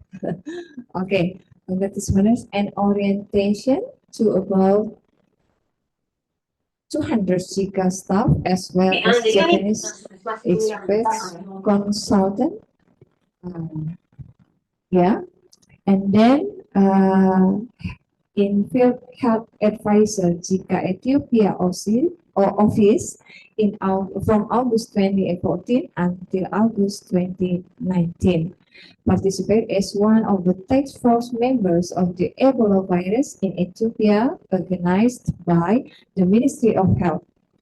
And then about the Research Institute of Tuberculosis or Japan Anti-Tuberculosis Association or RIT and of Japan in Tokyo, Japan, and Manila, the Philippines in August 2007 until August 2013.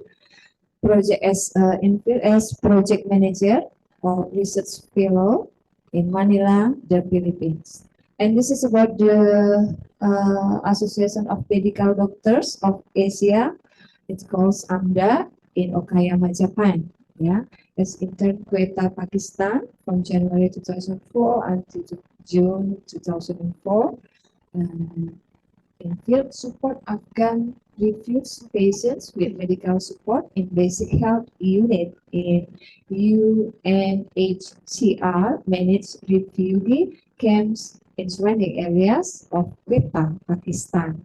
And then the last one, Ebit City Hospital, Hokkaido, Japan, from April 1999 until March 2004. As staff nurse, support Afghan refugee patients with medical support in basic health unit in UNHCR, managed refugee camps in surrounding areas of Quetta, Pakistan. This is about education and licenses. Chulalongkorn University College of Public Health in Bangkok, Thailand. Mrs. Maho graduated Master of Public Health Science MPH in 2016. And about the College of Sapporo Medical Warfare from Hokkaido, Japan. She was graduated in nursing with national license as a registered nurse or RN in 1999. Then, and about key skills when in Japanese and English. Wow, that's all. Short reading, I can tell you all the participants about the profile. Mrs. Maho Suzuki. Miss, before we're going to start, I want to ask you, how can I call you nicely? Mrs. Maho or Mrs. Suzuki? Sorry. Thank you very much. It's up to you, but you please call me Ms. Maho because there are many Mrs. Maho. Suzuki, Japanese name Suzuki. So please call me Maho. Okay. Okay, Mrs. Maho. So I think this is the time. You can deliver your material and presentation in 45 minutes. And then the last 15 minutes, we have discussion session with all the participants. And the rule for all the participants is the same, yeah. Stay mute during the presentation and stay focused and preparing your questions for discussion session. So this is the time to give. So please, Mrs. Mao. Thank you very much. Can you see my presentation Yeah, picture? it's already seen. Thank you very much. Let's start. So, selamat pagi semuanya. Nama saya Maho Suzuki. Saya juga perawat, tapi tidak bisa bicara bahasa Indonesia. Let me English start from now on. Thank you. Yes, thank you, Ms. Mao. I think your Indonesian is very good. Selamat pagi. Selamat datang di virtual Zoom Medistra Indonesia. So please go ahead. Thank you for inviting me as a guest speaker today for STICS Medistra Indonesia. I'm going to present about interprofessional collaboration in clinical settings for effective team-based care. So I'm using 4 examples and then just to simply present what is interprofessional collaboration. So let's start. So,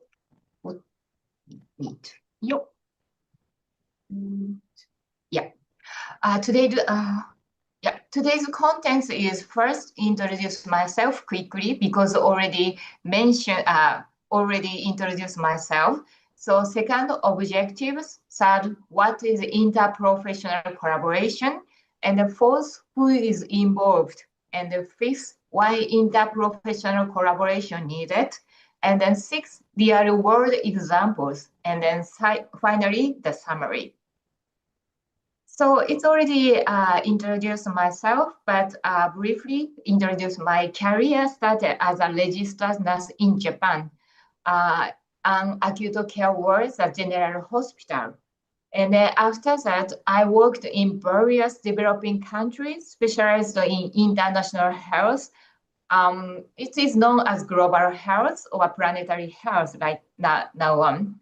And then the country is such as in Pakistan and the Philippines, Ethiopia, and then Indonesia.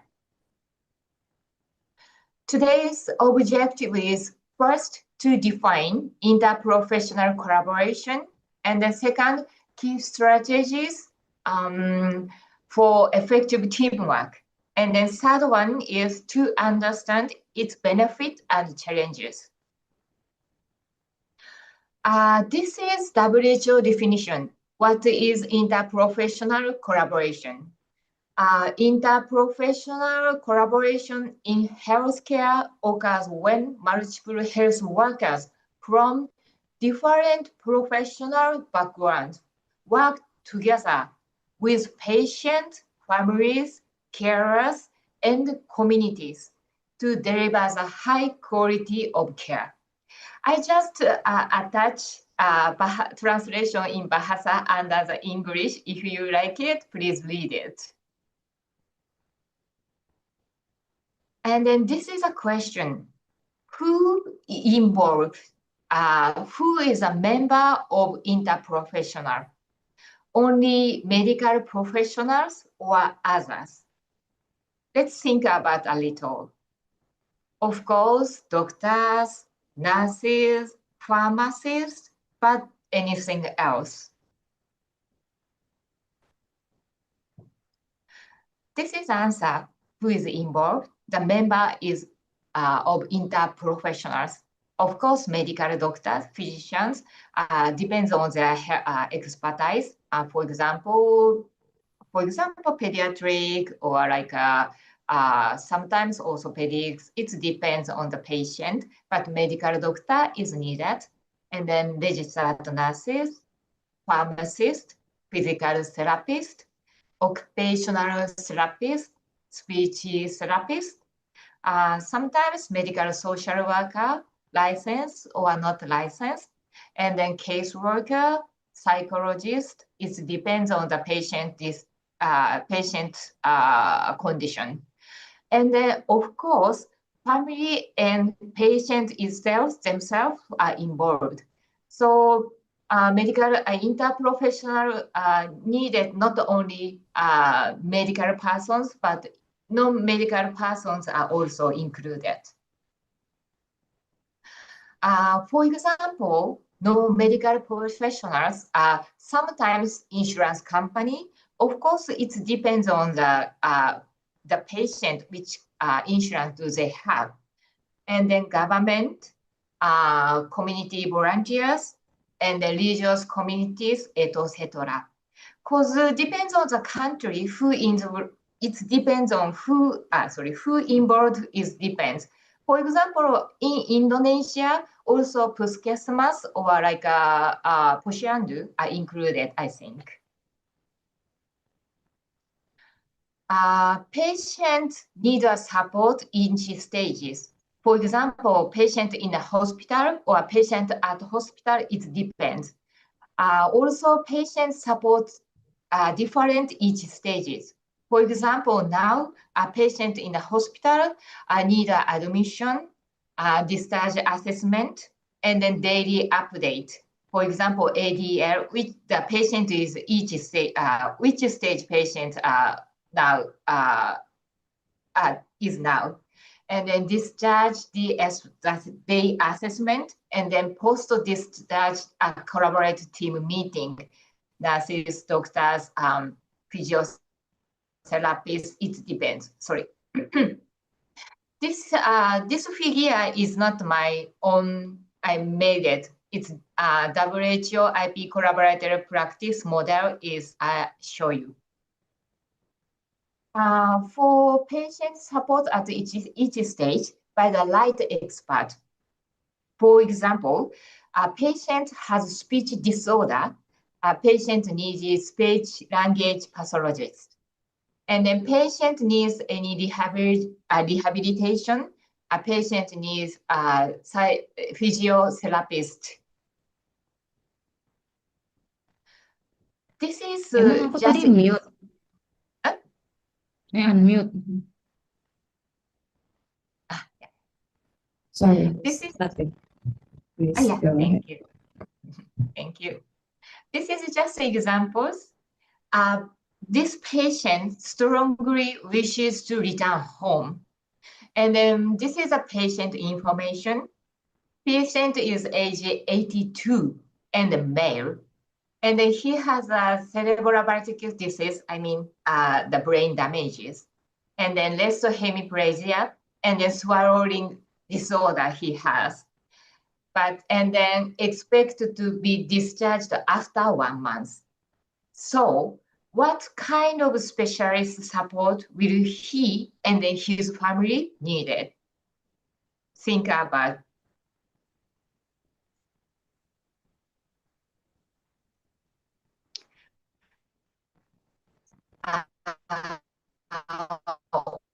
What is through the disciplinary teams? But nurses at the hospital or nurses at home the role is different. And also physical therapist, pharmacist, and a medical social worker. I'm not sure in Indonesia, medical social workers is available or not. Even not available, staff from the hospital or community, they need to assess the condition of the patient at each stage.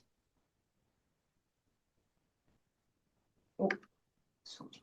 No, sorry, cannot change the slide. So wait. Yeah.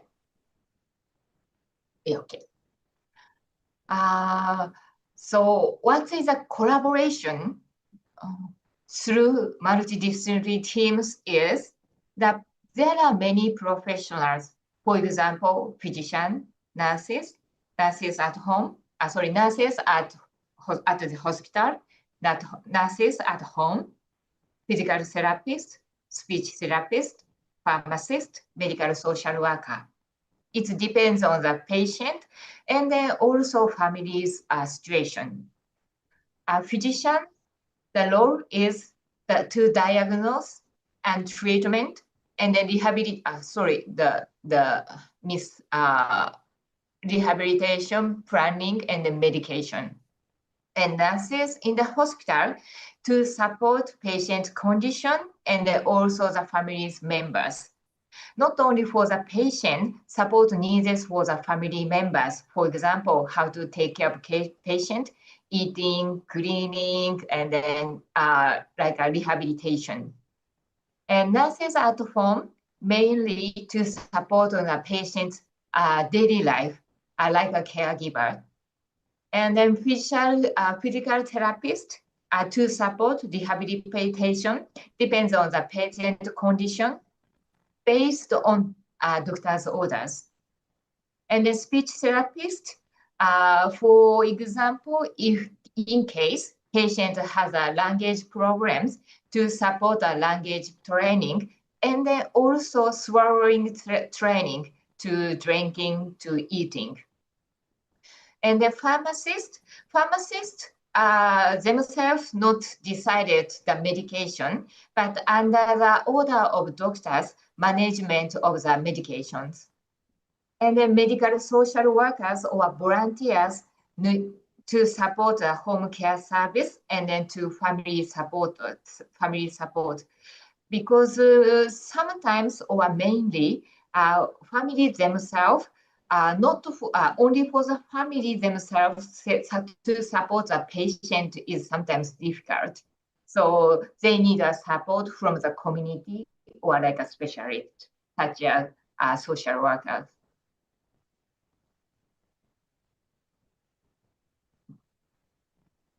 Next slide. Yeah. This is a framework for interprofessional education in health communication, health programs.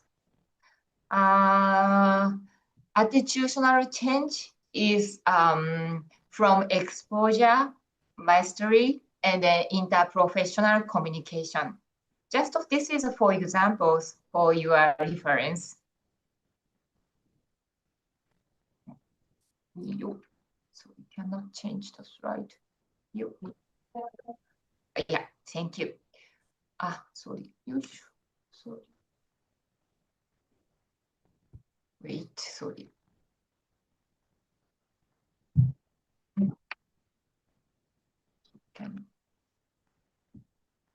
Cannot change the slide. Wait. Sorry, please wait for a while. It's okay, please. Cannot change the slide. Sorry. Yes. Yeah. This is a keyword for interprofessional collaboration. Keywords is patient-centralized. So patient and the family are centralized care, not the medical professional convenience. And then the next one is high quality care, safe, effective, efficient, timely, and where medical care needed. And then collaborative practice to aim for better decision making by utilizing each expertise. And then better health outcomes, prevent complications, improve patient satisfaction care. Because what is the ultimate what is the ultimate goal of interprofessional collaboration care is to provide patient-centralized, high-quality care, not for medical patient, not medical professional convenience. So summary, collaborative practice, strengthen health systems, and improve health outcomes is a patient-centered approach. I presented today is my presentation. Thank you very much. All right, thank you very much, Ms. Maho, for your material. It's very interesting for us to share today. All right, I think a little conclusion about this topic, yeah, interprofessional collaboration in health workers or in health field, yeah.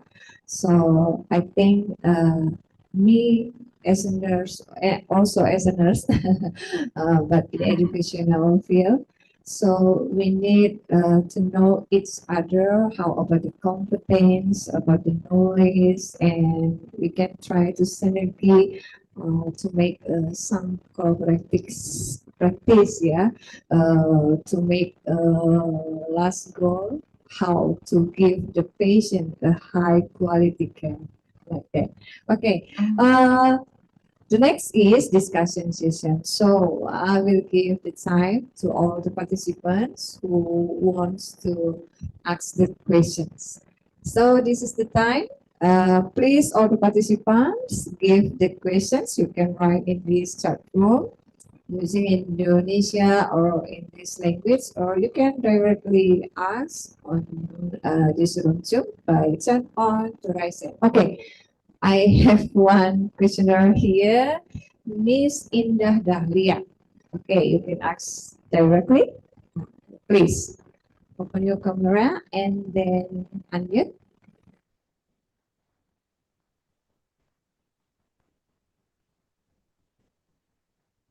All right. Muted.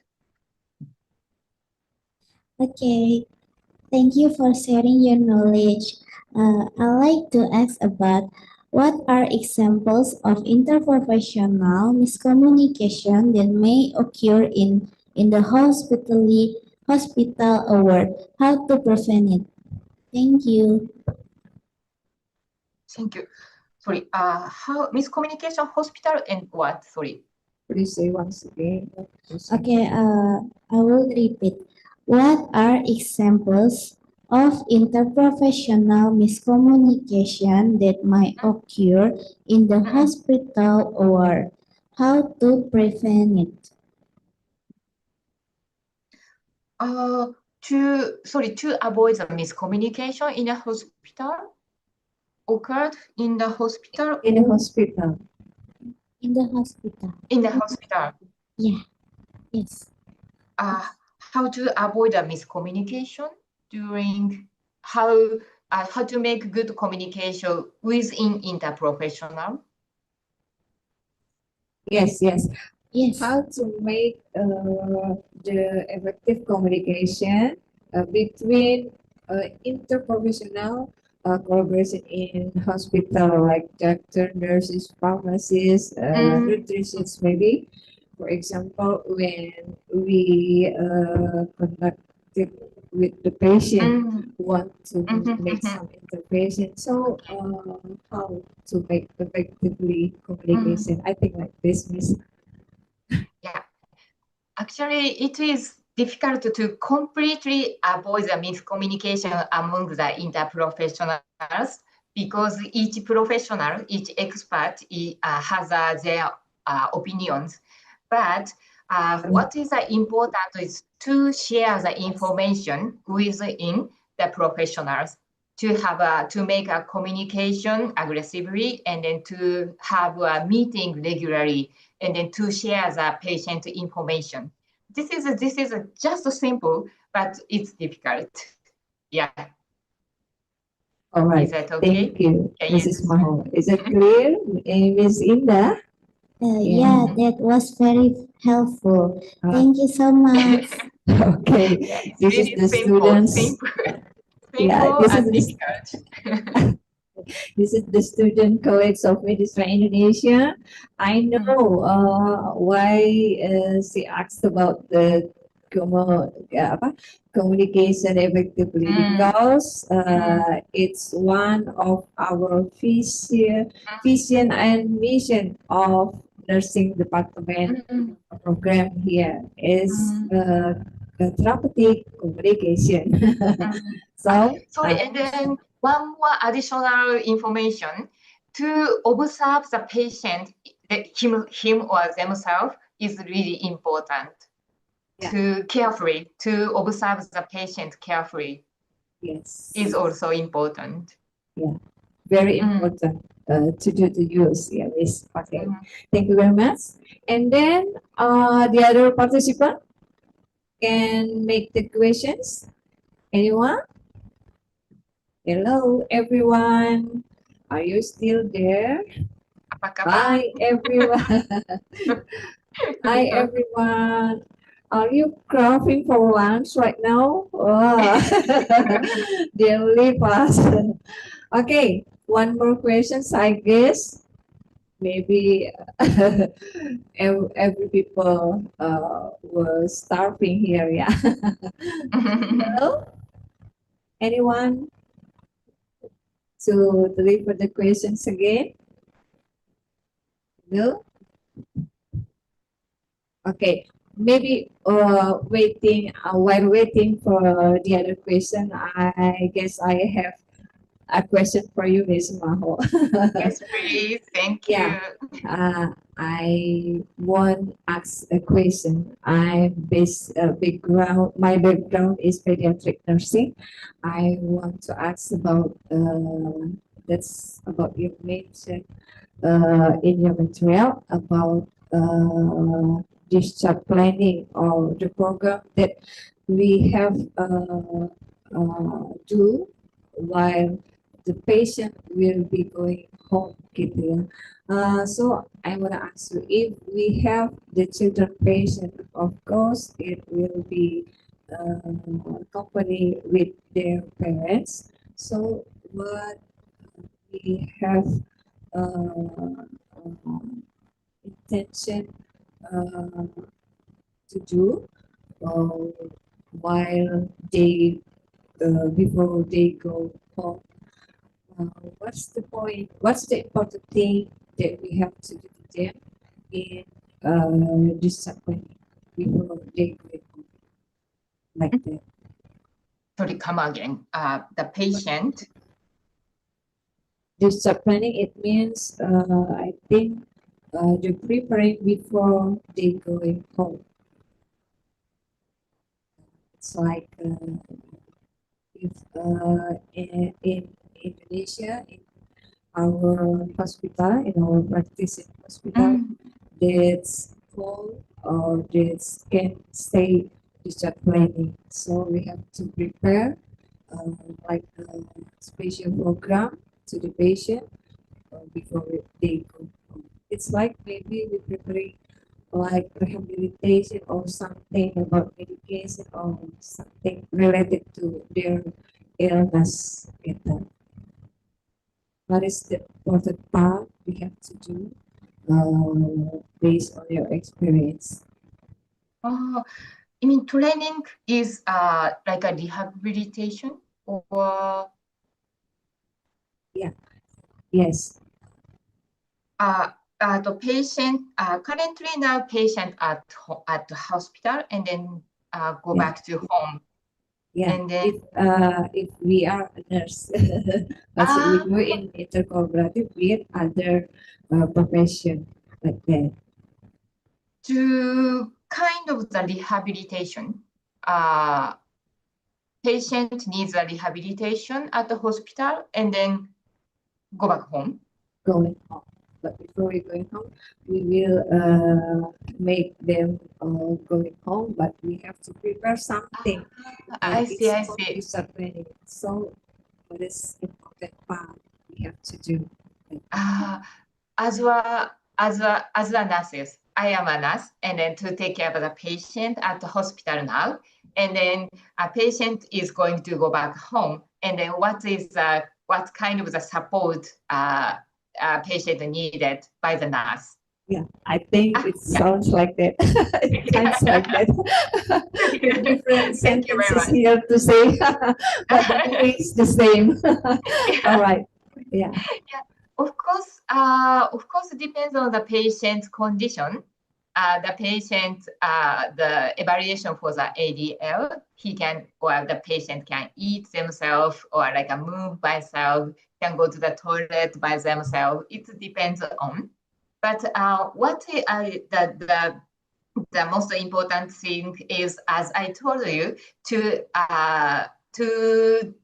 observe the patient condition carefully, and then it depends on their stage of the disease and then stage of rehabilitation. We will try to find who is the most suitable professional, who is a doctors or pharmacist or physiotherapist or not.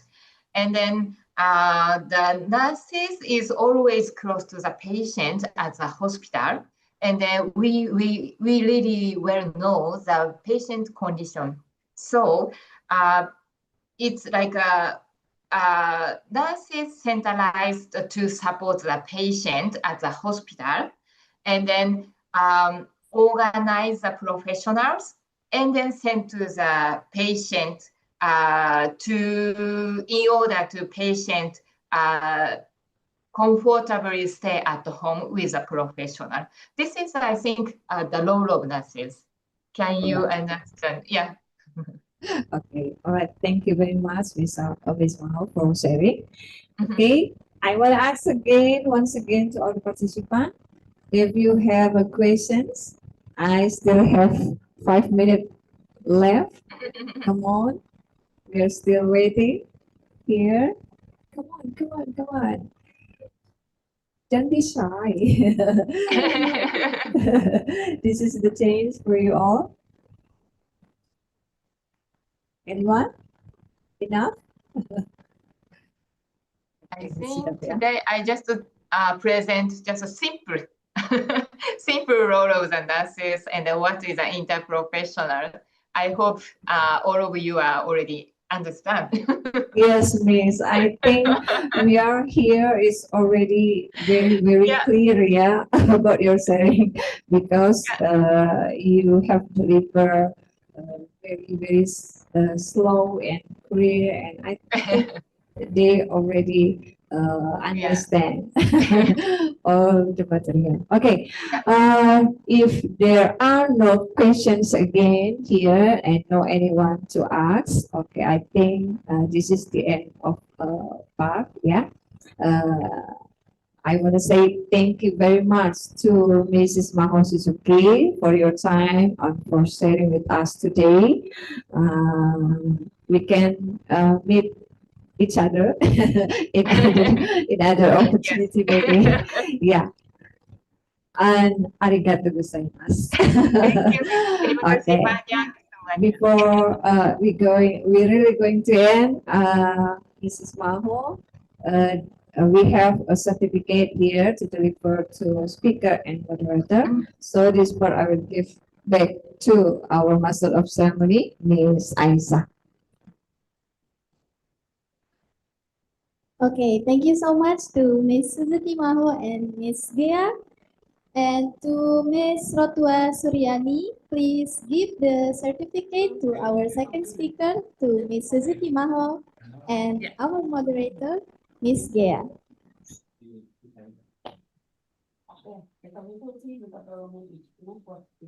Yeah. Thank you, Aiza. Is my voice clear? Yes, your voice is clear. Okay. Okay, thank you. I will be standing as committee chair to present the certificate to Ms. Suzuki Maho, who would like to express our sincere gratitude to Suzuki Maho as the second speaker for delivering such an excellent presentation. As a token of our appreciation, we will be presenting a certificate to Ms. Suzuki Maho for her role as a speaker in the international webinar of health where with the topic interprofessional collaboration in clinical settings, strategies for effective team-based care. Once again, thank you very much, and we look forward to seeing you again in future event. Thank you. Thank you very much. Thank you so much. Alright, to Miss Suzuki Maho, お疲れ様でした。ありがとうございました。はい、私たちに、プレゼンテーションをしていただき、どうもありがとうございました。ありがとうございました。はい、またお会いできるのを楽しみにしています。ね、素晴らしい。どうもありがとうございます。I'm still learning Japanese, so. Wow, good. Thank you so much to Ms. Suzuki Maho. If you have another schedule, you can leave the Zoom or you can stay here. Yes. Yeah. Thank you so much. Thank See you you so again. much. See Yeah, I hope to you. see you again. Thank you very much. ありがとうございます。And the next certificate to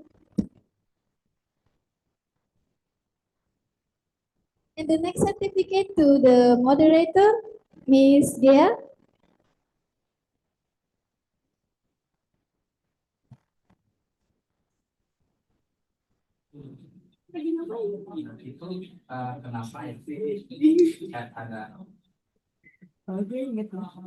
Alright, to Miss Rotua Suryani Simamora, please give the certificate to Miss Gea. Thank you.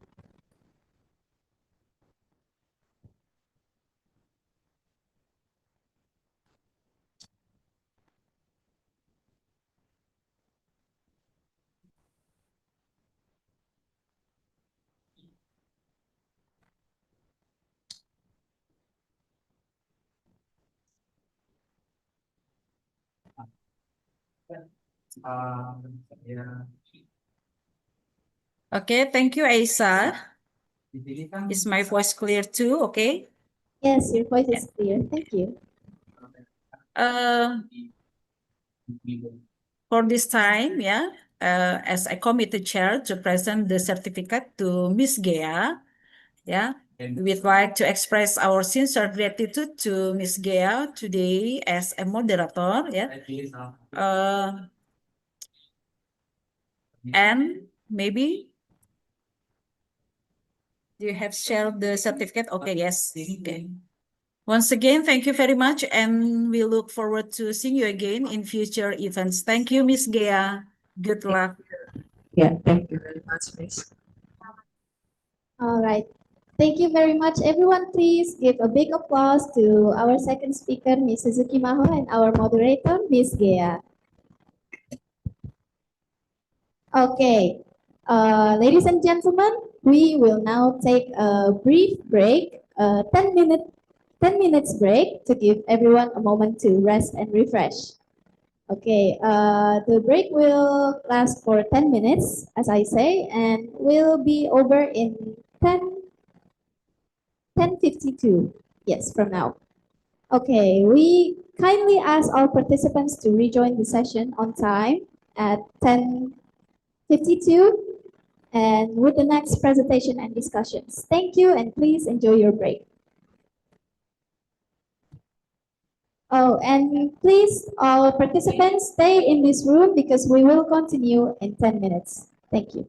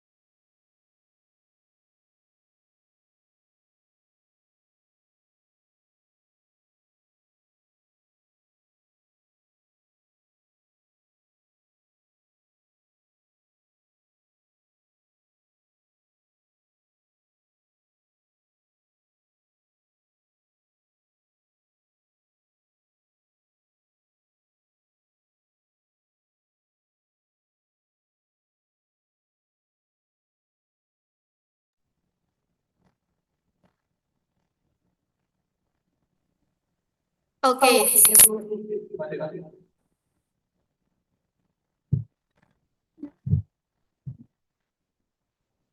All right, to all participants, please get ready because we will continue in 2 minutes, in 1 minute. Untuk seluruh partisipan, mohon bersiap-siap karena kita akan melanjutkan dalam 1 menit. Terima kasih.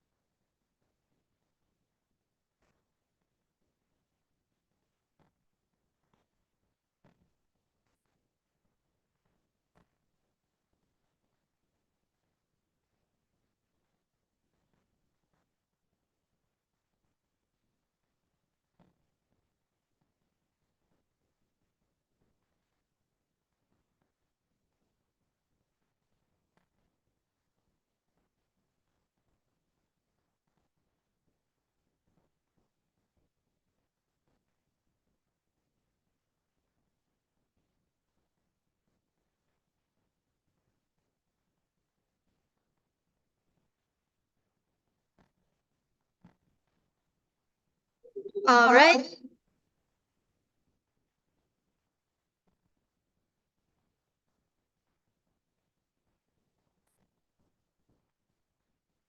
All right. Good morning or afternoon. But it's still morning, okay?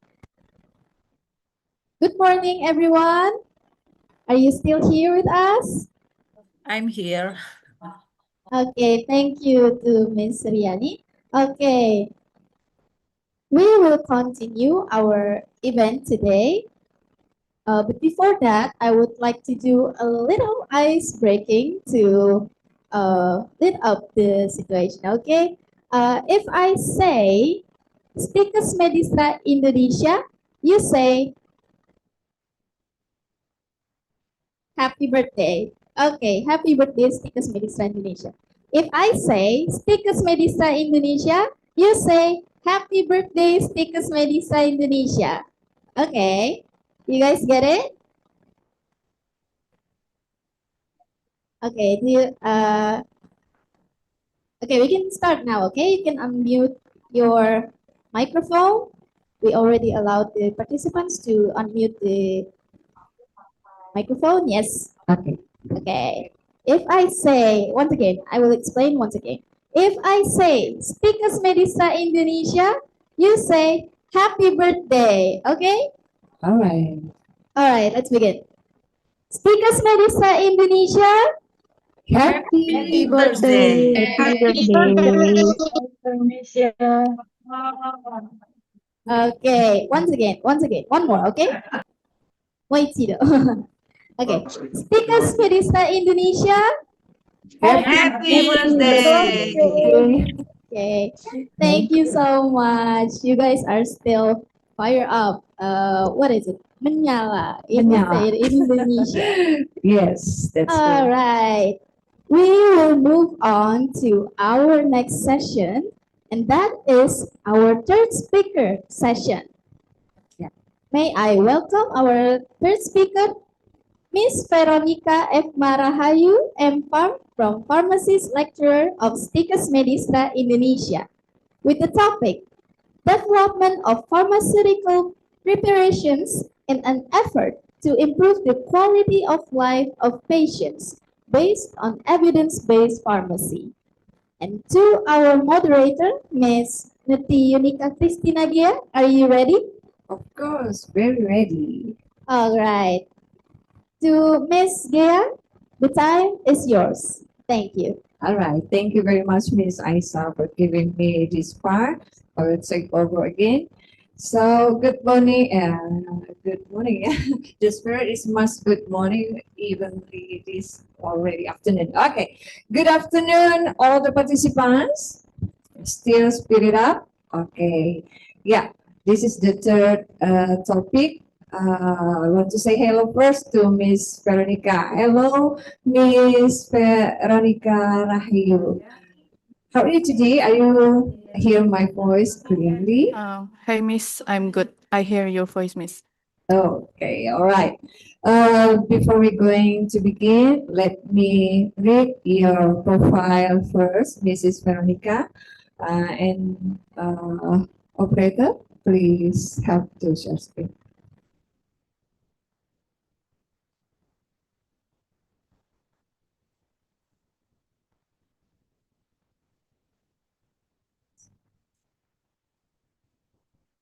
Okay, yeah.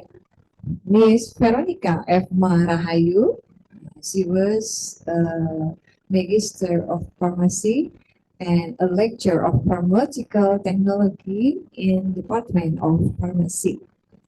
And then this is about the education. She was graduated from Andalas University as Magister of Pharmaceutical Technology. All right.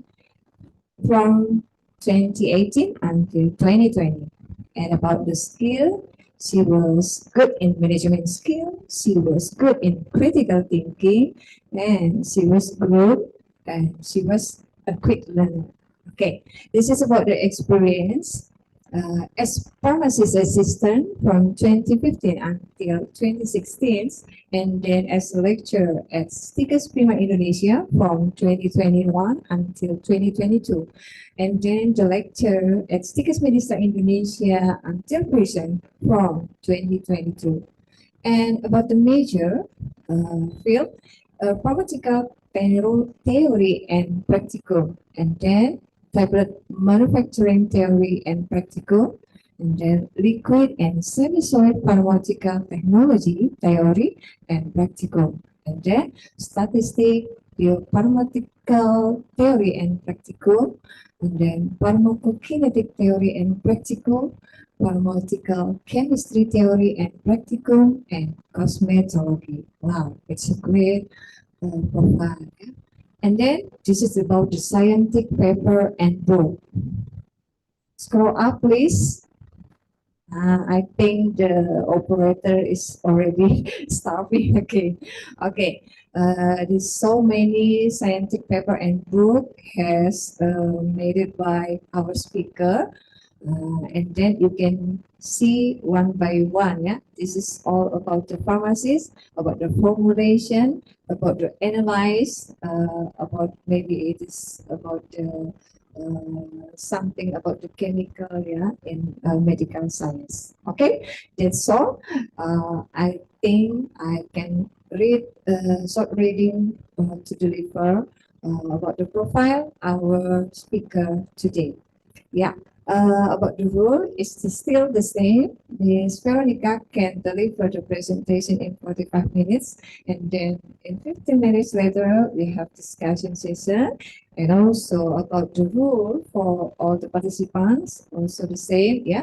Please stay mute your microphone during the presentation and stay focused, but stay on your camera and don't forget to preparing your question for discussion session. That's all. So this is the time for Ms. Veronica deliver your presentation. So please.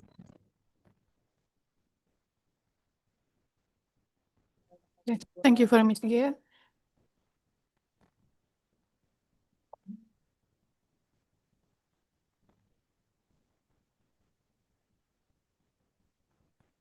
Okay, so ready.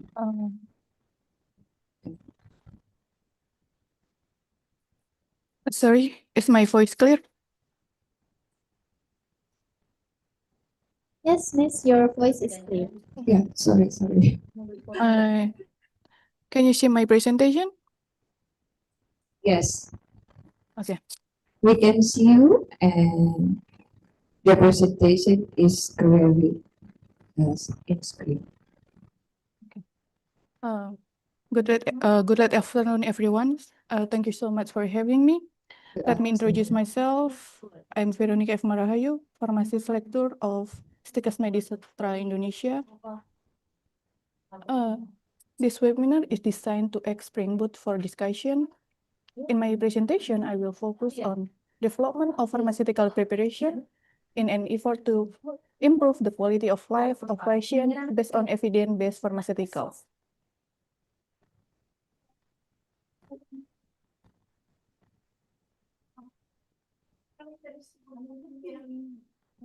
Evidence-based pharmaceutical care has been mentioned by Gaplin and Gilson in 2008. Evidence-based pharmaceutical care is the responsible provision of evidence-based medication-related care for the purpose of achieving defined outcome that improve patient quality of life.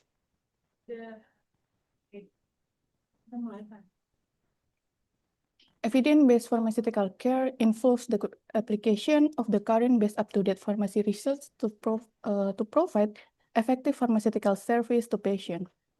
Like other Okay, healthcare Miss discipline. Vero, I'm Yes? sorry, pardon me. Please, your voice is too It's too low, yeah. slow. It's too sorry. small. Please make it Okay. louder. Is it clear now, Miss? Yes. Okay. Sorry. Okay, I will continue. Evidence-based pharmaceutical care involves the application of the current best up-to-date pharmacy research to provide effectiveness pharmaceutical service to patients. Like other healthcare discipline, I think it's implementation. small again. Maybe your microphone can has to be close. The microphone to be closer. Make it to be closer. Your microphone, I guess.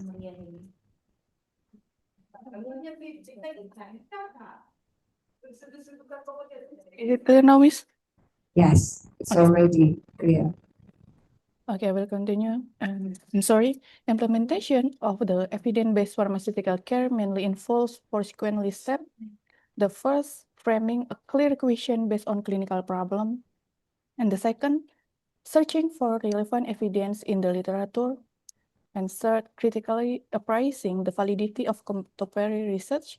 And the fourth, applying the finding to clinical decision making. And to have better pharmaceutical care based on evidence, we should doing documentation. Documentation is required throughout all the steps. The first pharmaceutical care plan design a patient-oriented evidence-based care plan, and then implementation of the plan. Application of the care plan requires skill and training, and the patient outcome set relevant, predefined, and measurable patient outcome. And to make sure the result getting together, using feedback to monitor, reassess, modify the system, and adjust the care plan to continuously to achieve the desired patient outcome. And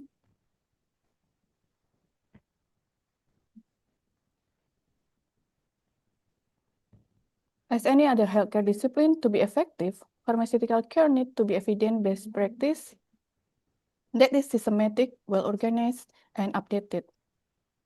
Being systematic in input, process, and output, this flow will also be subjected to continuously correction and the modification throughout all feedback step. Sometimes pharmacists need to measure and monitor their contribution to healthcare for ultimate benefit of the patient. In the other or ensure standard of practice, pharmacists should be willing to assess their knowledge and audit the practice to determine effectiveness of their intervention.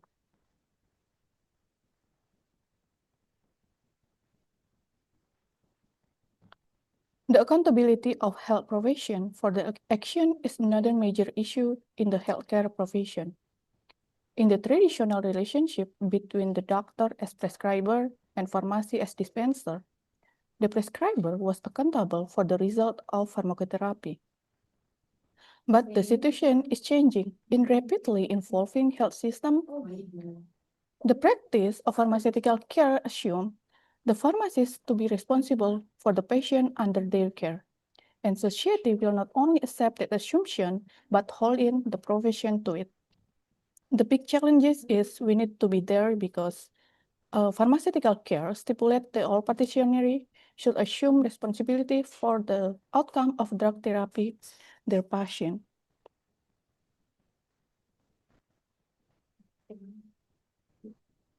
We should hold on that pharmaceutical care by prospective patient-centered practice with a focus on identifying, resolving, and preventing drug therapy problems. A systematic approach to delivery of pharmaceutical care, patient receiving or requiring a pharmaceutical product or service, and then set the priority for care. The step 1, assess needs and identify the drug problem. When a pharmacy assesses patient, they should take full account of all patient and medication factors that could be predispose patient to risk of drug therapy problem. And the step 2, develop a care plan. We should making prioritize drug therapy problem. And the step 3, implement the care plan. Implement with the agreement of the patient and where possible. Within the context of the overall care plan of patient, and then make sure the cooperation with the other member of the healthcare team.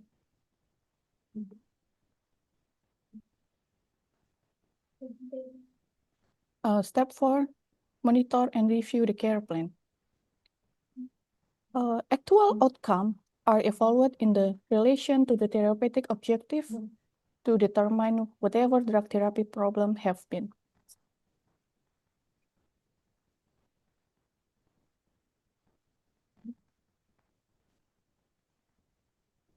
As a pharmacist, to make sure we give service by evidence, we should continue professional development.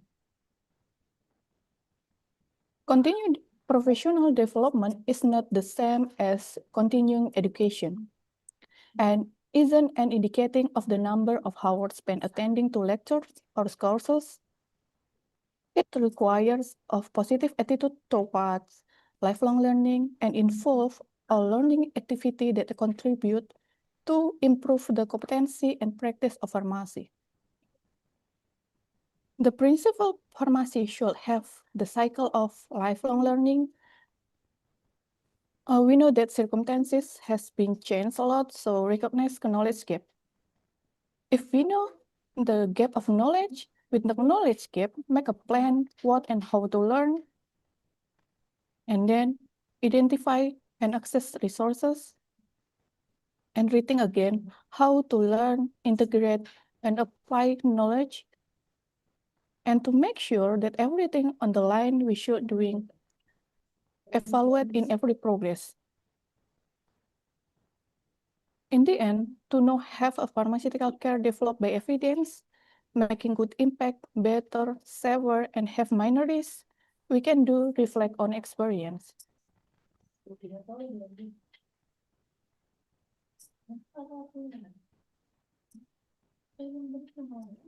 And then as a pharmacist, we should have critical appraisal in pharmacy practice.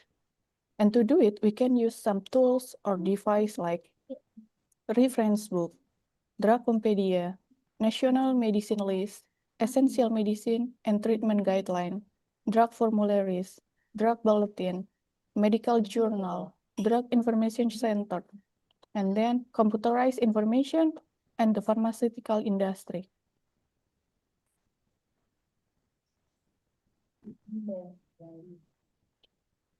And when we use online information as resources, we should develop our critical thinking with some question like how to retrieve and evaluate medicine information to online. I have some option of the question. The first, What is the author qualification for writing in the subject? Second, is the author connected to organization with established reputation? And the third, look for the source. Is it major university or institute have specializing in the area? And the fourth, has the author taken care in formatting, logic, structure, and development the argument?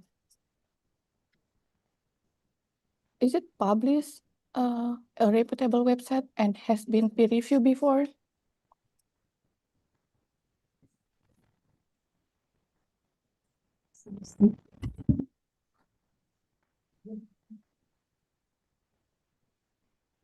And for the other option, to validation medicine information, beside using online information, we can clarify directly to medical representative or pharmaceutical representative or drug rep. How to obtain relevant information for pharmaceutical representative?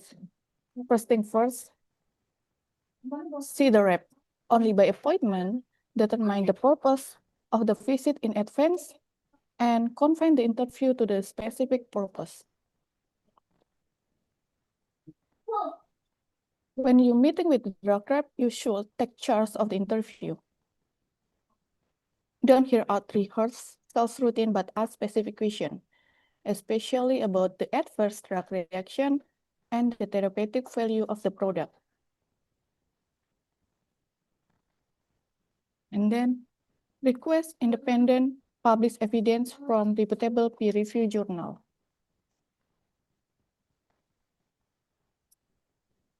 The next, you should remember sometimes promotion brochure often contain unpublished material, misleading graph, and selective quotation.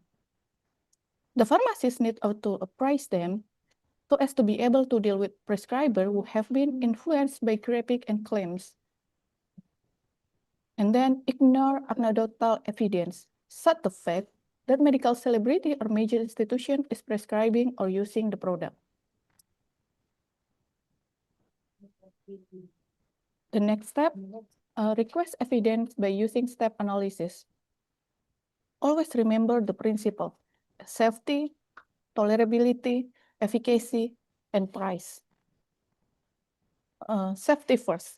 The likelihood of long-term or serious side effect caused by the product, and then tolerability is best measured by comparing the pool withdrawal rates between the product and its most significant competitor.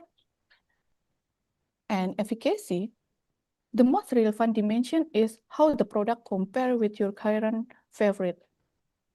And the price is the important things. Direct plus and indirect costs should be taken into this account.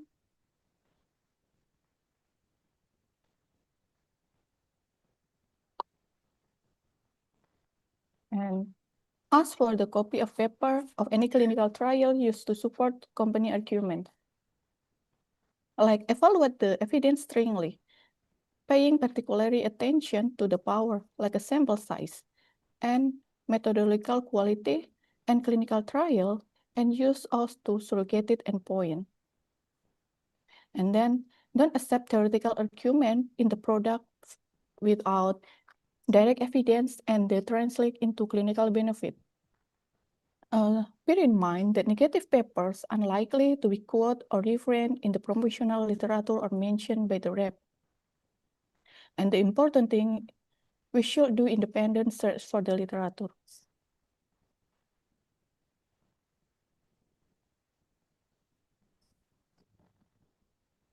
And then don't accept the news of the product as argument for changing to it. And there are good scientific argument for doing the opposite, but remember, new medicine is not always better and safer. And then you can decline to try the product through starter packs or by participating in the small-scale uncontrolled research study. And the most important thing, as a pharmacy, when you're meeting with drug rep, record in writing the content of the interview. And if the rep requests another meeting with you, return to the next note.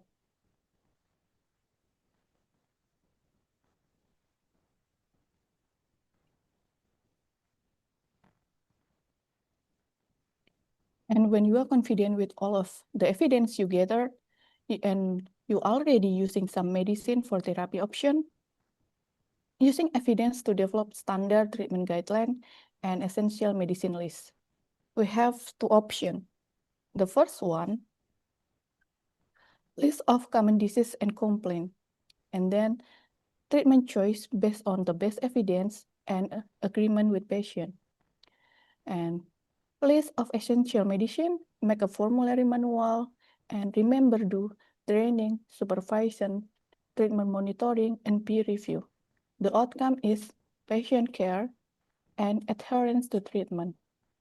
The second option, list of common disease and complaint, and then treatment choice based on the best evidence and agreement with patient, and make a list of essential medicine, make a formulary manual. The other important thing is management, financing and supply of medicine, availability and accessibility of medicine, and the outcome is patient care and adherence to treatment.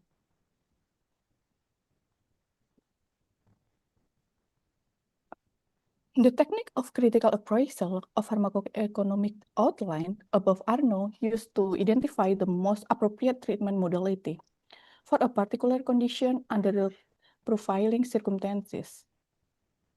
The medicine required in this modality to go forward to become part of essential medication list. The overall process and the role of the treatment guideline and drug list improve health to improving the healthcare.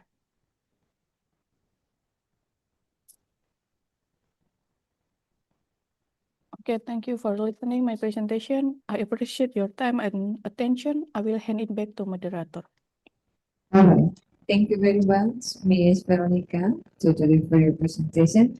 I think even though this is the last topic or material, it's very interesting, yeah, because the topic is talk about medicines in pharmaceutical views. Okay, and then this is discussion sessions.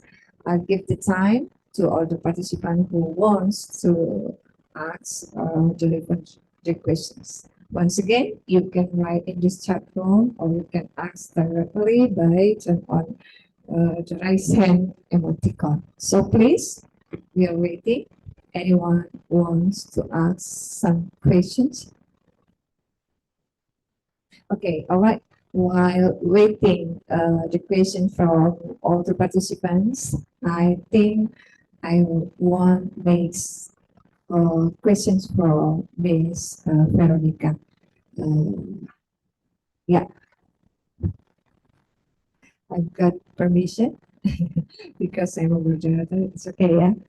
All right, Ms. Veronica, I have one question here about all the material that have you mentioned about the rule or step by step how to prove or to make completely good medicine for the patient. I just want to ask about what is the big or the important challenges. The challenges for pharmacies when they are doing or preparing some medicine for the patient and also for the family. That's my question. What the big or important challenges to preparing the medicine for patient and family. That's all. Thank you.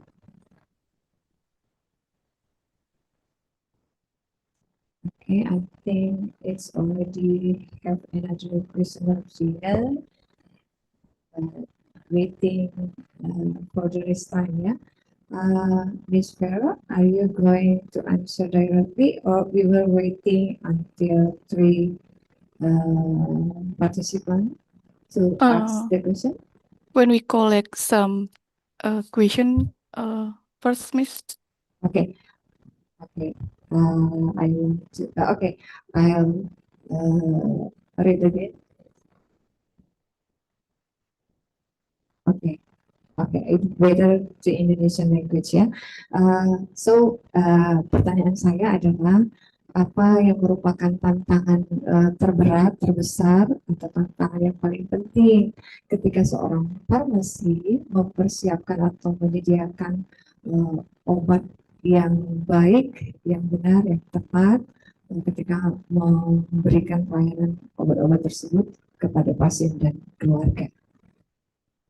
Ya. Jadi itu pertanyaannya. Terima kasih. Sorry, can we collect some question, Miss? Yes. The second questions I have Yeah. read. Yeah. Okay. So please, siapa tadi? Tia Yulianti. Okay. So you raise hand. Please ask your questions directly.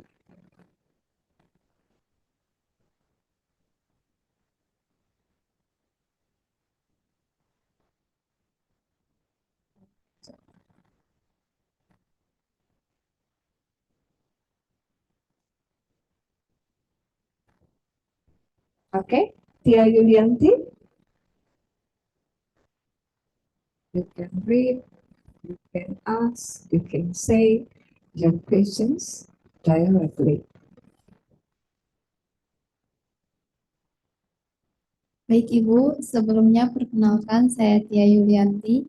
Mohon izin bertanya ya Ibu.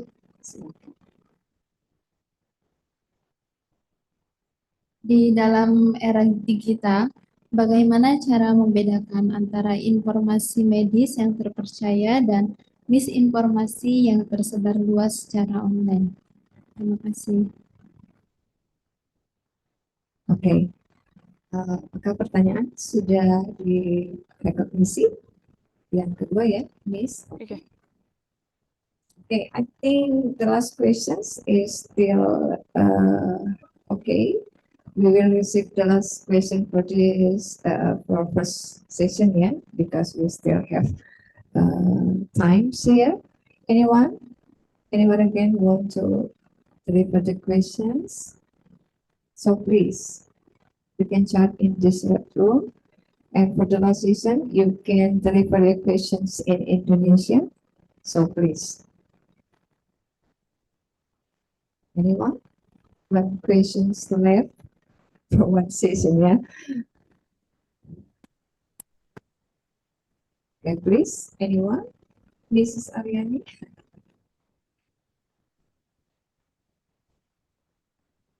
Anyone else? I think for the first session is enough, yeah, Ms. Vero. Could you please to answer the two questions from our participants, including me. Okay. I will try to answering the question. The first one from Miss Gia. Yes. About the challenge as a pharmacist.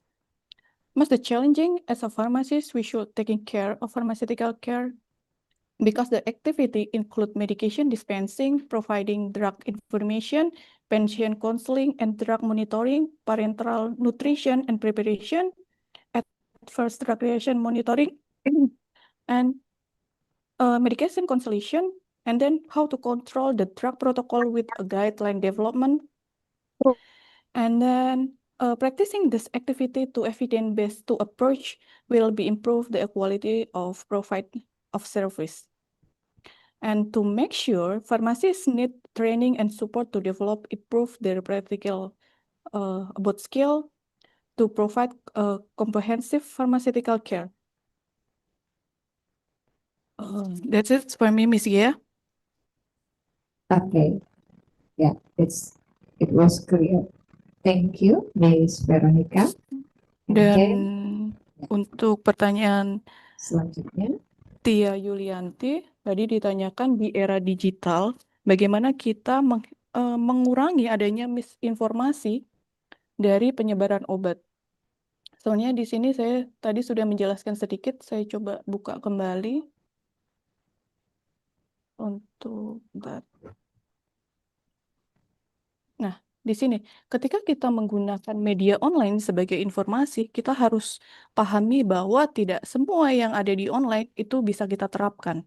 Artinya, ketika kita membaca sesuatu, perhatikan apakah penulis itu memiliki kualifikasi terhadap subjek yang sedang dibahas. Kemudian, lihat kembali apakah penulis itu dia tergabung dalam suatu organisasi yang memiliki reputasi di bidangnya. Kemudian selanjutnya juga bisa dilihat dari sumber-sumber yang dicantumkan dalam jurnal atau media yang dia publikasikan. Apakah dia itu dari universitas yang memang sudah terjamin atau dia punya spesialisasi terkhusus terhadap apa yang sedang kita cari. Kemudian lihat juga bagaimana format dari penulisannya, apakah yang disampaikan itu logis, kemudian memiliki struktur yang baik, kemudian si penulis bisa membangun argumen yang membuat kita paham akan apa yang disampaikan. Kemudian dilihat apakah informasi tersebut dipublish melalui peer review, artinya ada proses review dan editing dari pihak publishernya. Begitu mungkin dari saya.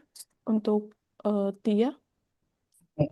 Baik, terima kasih atas jawabannya. Bagaimana Tia Yulianti?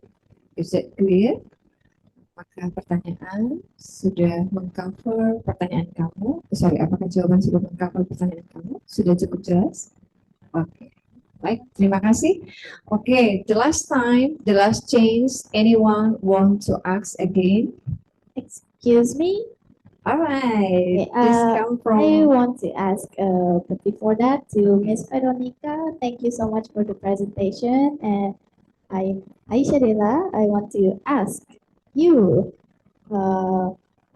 that in your presentation, I remember that you mentioned there are two options. Like, can I see the slide one more? Excuse me. Okay, please. Share screen. Okay, wait a second.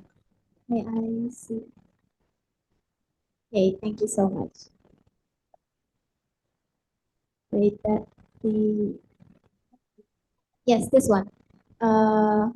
In the common disease and complaints, like there are two options, right? In your opinion, or like based on what in the evidence, what is the best option, or like the most effective option that if the common disease and complaints happen to the patient care adherence to treatment, which one is the best option, the most effective option?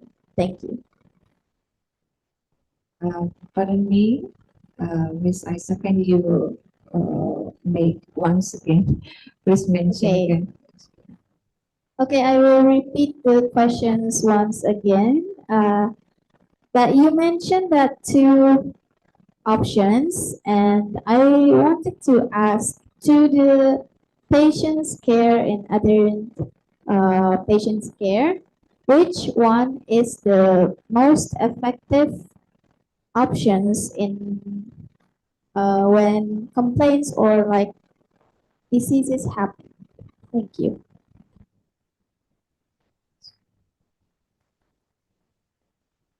Okay, thank you for Ms. Aisa. I will try to answer. The list of the common disease and complaint in this presentation, I thought we have two options. What's better, the first option or the second option? We should remember that every patient have a different conditional. So essential medicine does satisfying the priority of healthcare needs of the population or the patient. They are selected with due regard the public health relevance, evidence, efficacy, and the safety, and comparative co-effectiveness.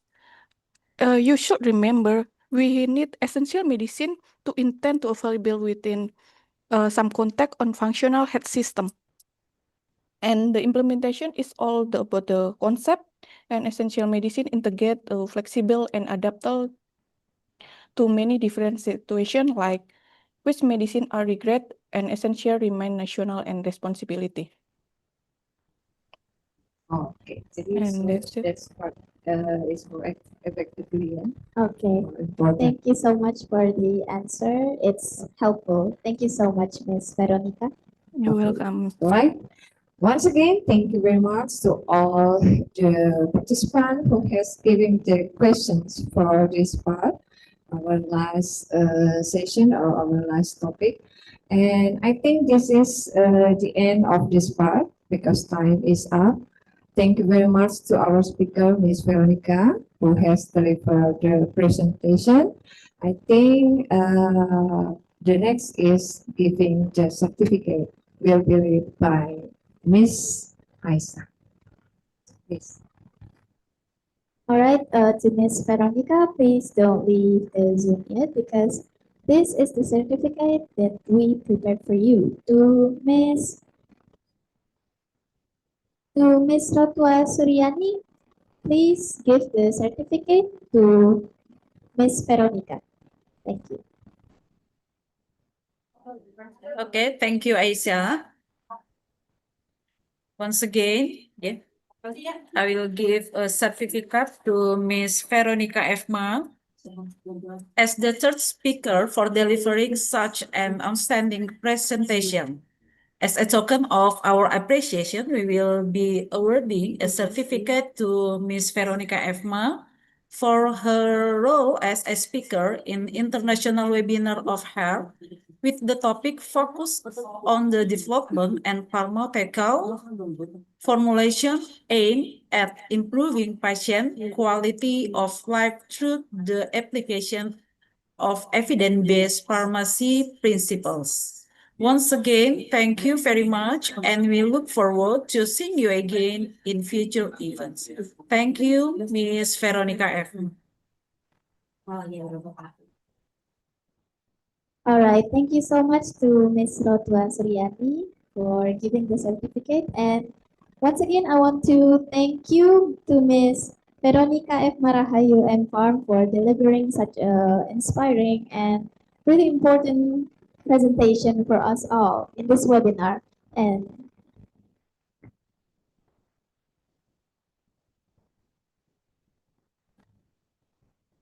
to Miss Gail, let's speak. Okay. All right. This is the end of this part session. All the speaker has delivered their presentation. I am, as the moderator today, want to apologize if I have a wrong behavior, bad words, sentences during the presentation. Thank you very much to all the community who has encourages us and for all the participants also who has made this event so brightly and so spirited. Thank you very much for all. I got permit and see you next time. Good afternoon. Good afternoon. Thank you so much, Miss Gail, for leading the presentation sessions throughout this webinar. You are doing amazing. Thank you so much. Thank you. Okay, ladies and gentlemen, we have now reached the end of our session of this event. But before that, I would like to do a little bit ice breaking to know that you guys are still here. Okay. If I say Stikes Medistra Indonesia, you guys say happy birthday. Okay, once again. Okay, I will say it now. 1, 2, 3. Stikes Medistra Indonesia. Happy birthday. Thank you.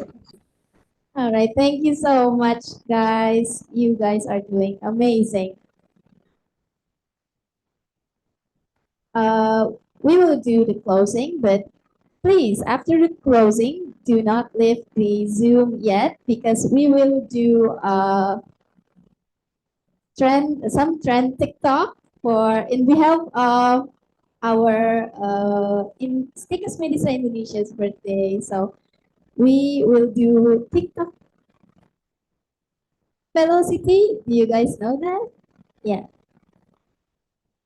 Okay, we will do that after the closing. So after the closing, please do not leave the room Zoom yet. Okay. Ladies and gentlemen, on behalf of the organizing committee, we would like to extend our deepest appreciation to our speakers, to our moderator, and all participants for making today's webinar a success. We hope today's discussion and session has been beneficial and will inspire further learning and collaboration. And also, guys, everyone, please don't forget to fill in the attendance and feedback form, which we already shared in the chat room by Intan Kurniasi, by Panitia. Yes, and please, the participants, don't forget to fill in the quizzes and questions in LMS, okay, to get the certificate. Thank you so much. And then, once again, please, once again, thank you for your attention and participation. Stay safe, stay healthy, and we look forward to welcome you at our next international webinar. Wassalamualaikum warahmatullahi wabarakatuh. Good afternoon and have a great day. Thank you so much. All right. Thank you, Aisyah. Turn on the camera, please. We will do a TikTok trend. Yes. Do you guys know the moves?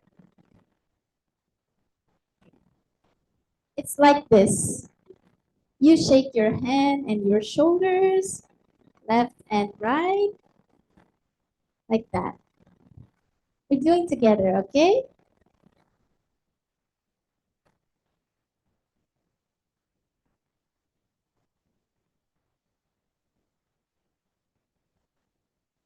It's free, okay? You can just shake your hand. Okay, but before that, the participants, I would like to see your faces. Please keep your camera on.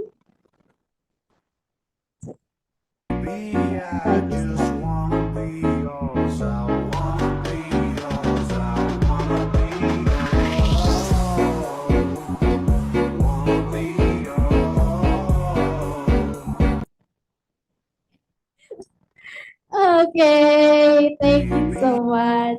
Once again, okay, we will do it once again. Maybe we can change the song. I mean, like the Kasih Aba-Aba is more like, it's more exciting, right? Like what we did.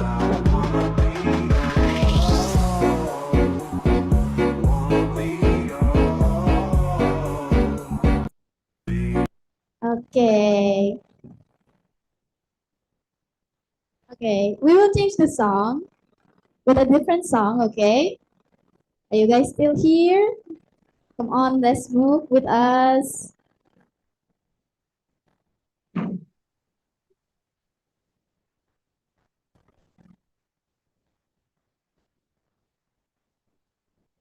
Okay, the operator is kind of confused, right? It's all right.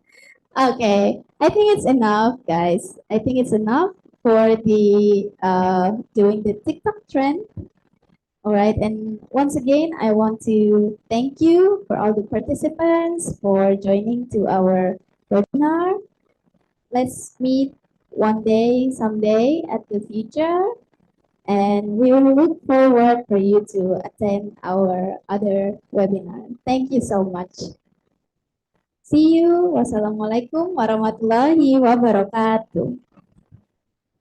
Assalamualaikum. Thank you very much. Warahmatullahi wabarakatuh. All the participants, you can leave the room soon. And for all the committee of webinar, please on cam, please on your We'll do camera. documentation. Okay. Okay, we can stand up please together. Still record. for the memories. Okay, stand up, please, all the committee.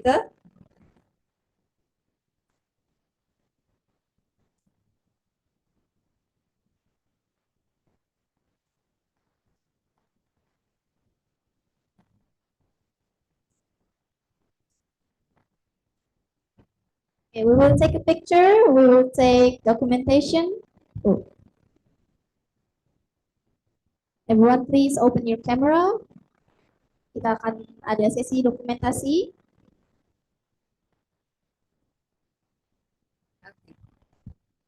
Yeah.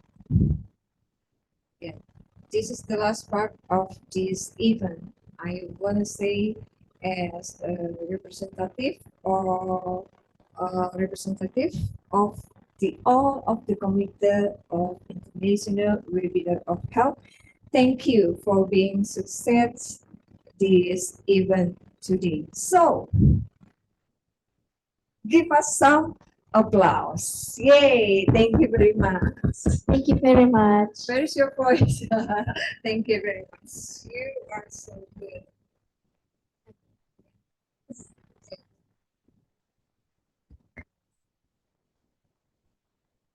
All right. That's all. Bye bye. Thank you so much. Thank you. Arigatou That's me. gozaimasu. Arigatou gozaimasu. Otsukaresama desu. Thank you so much.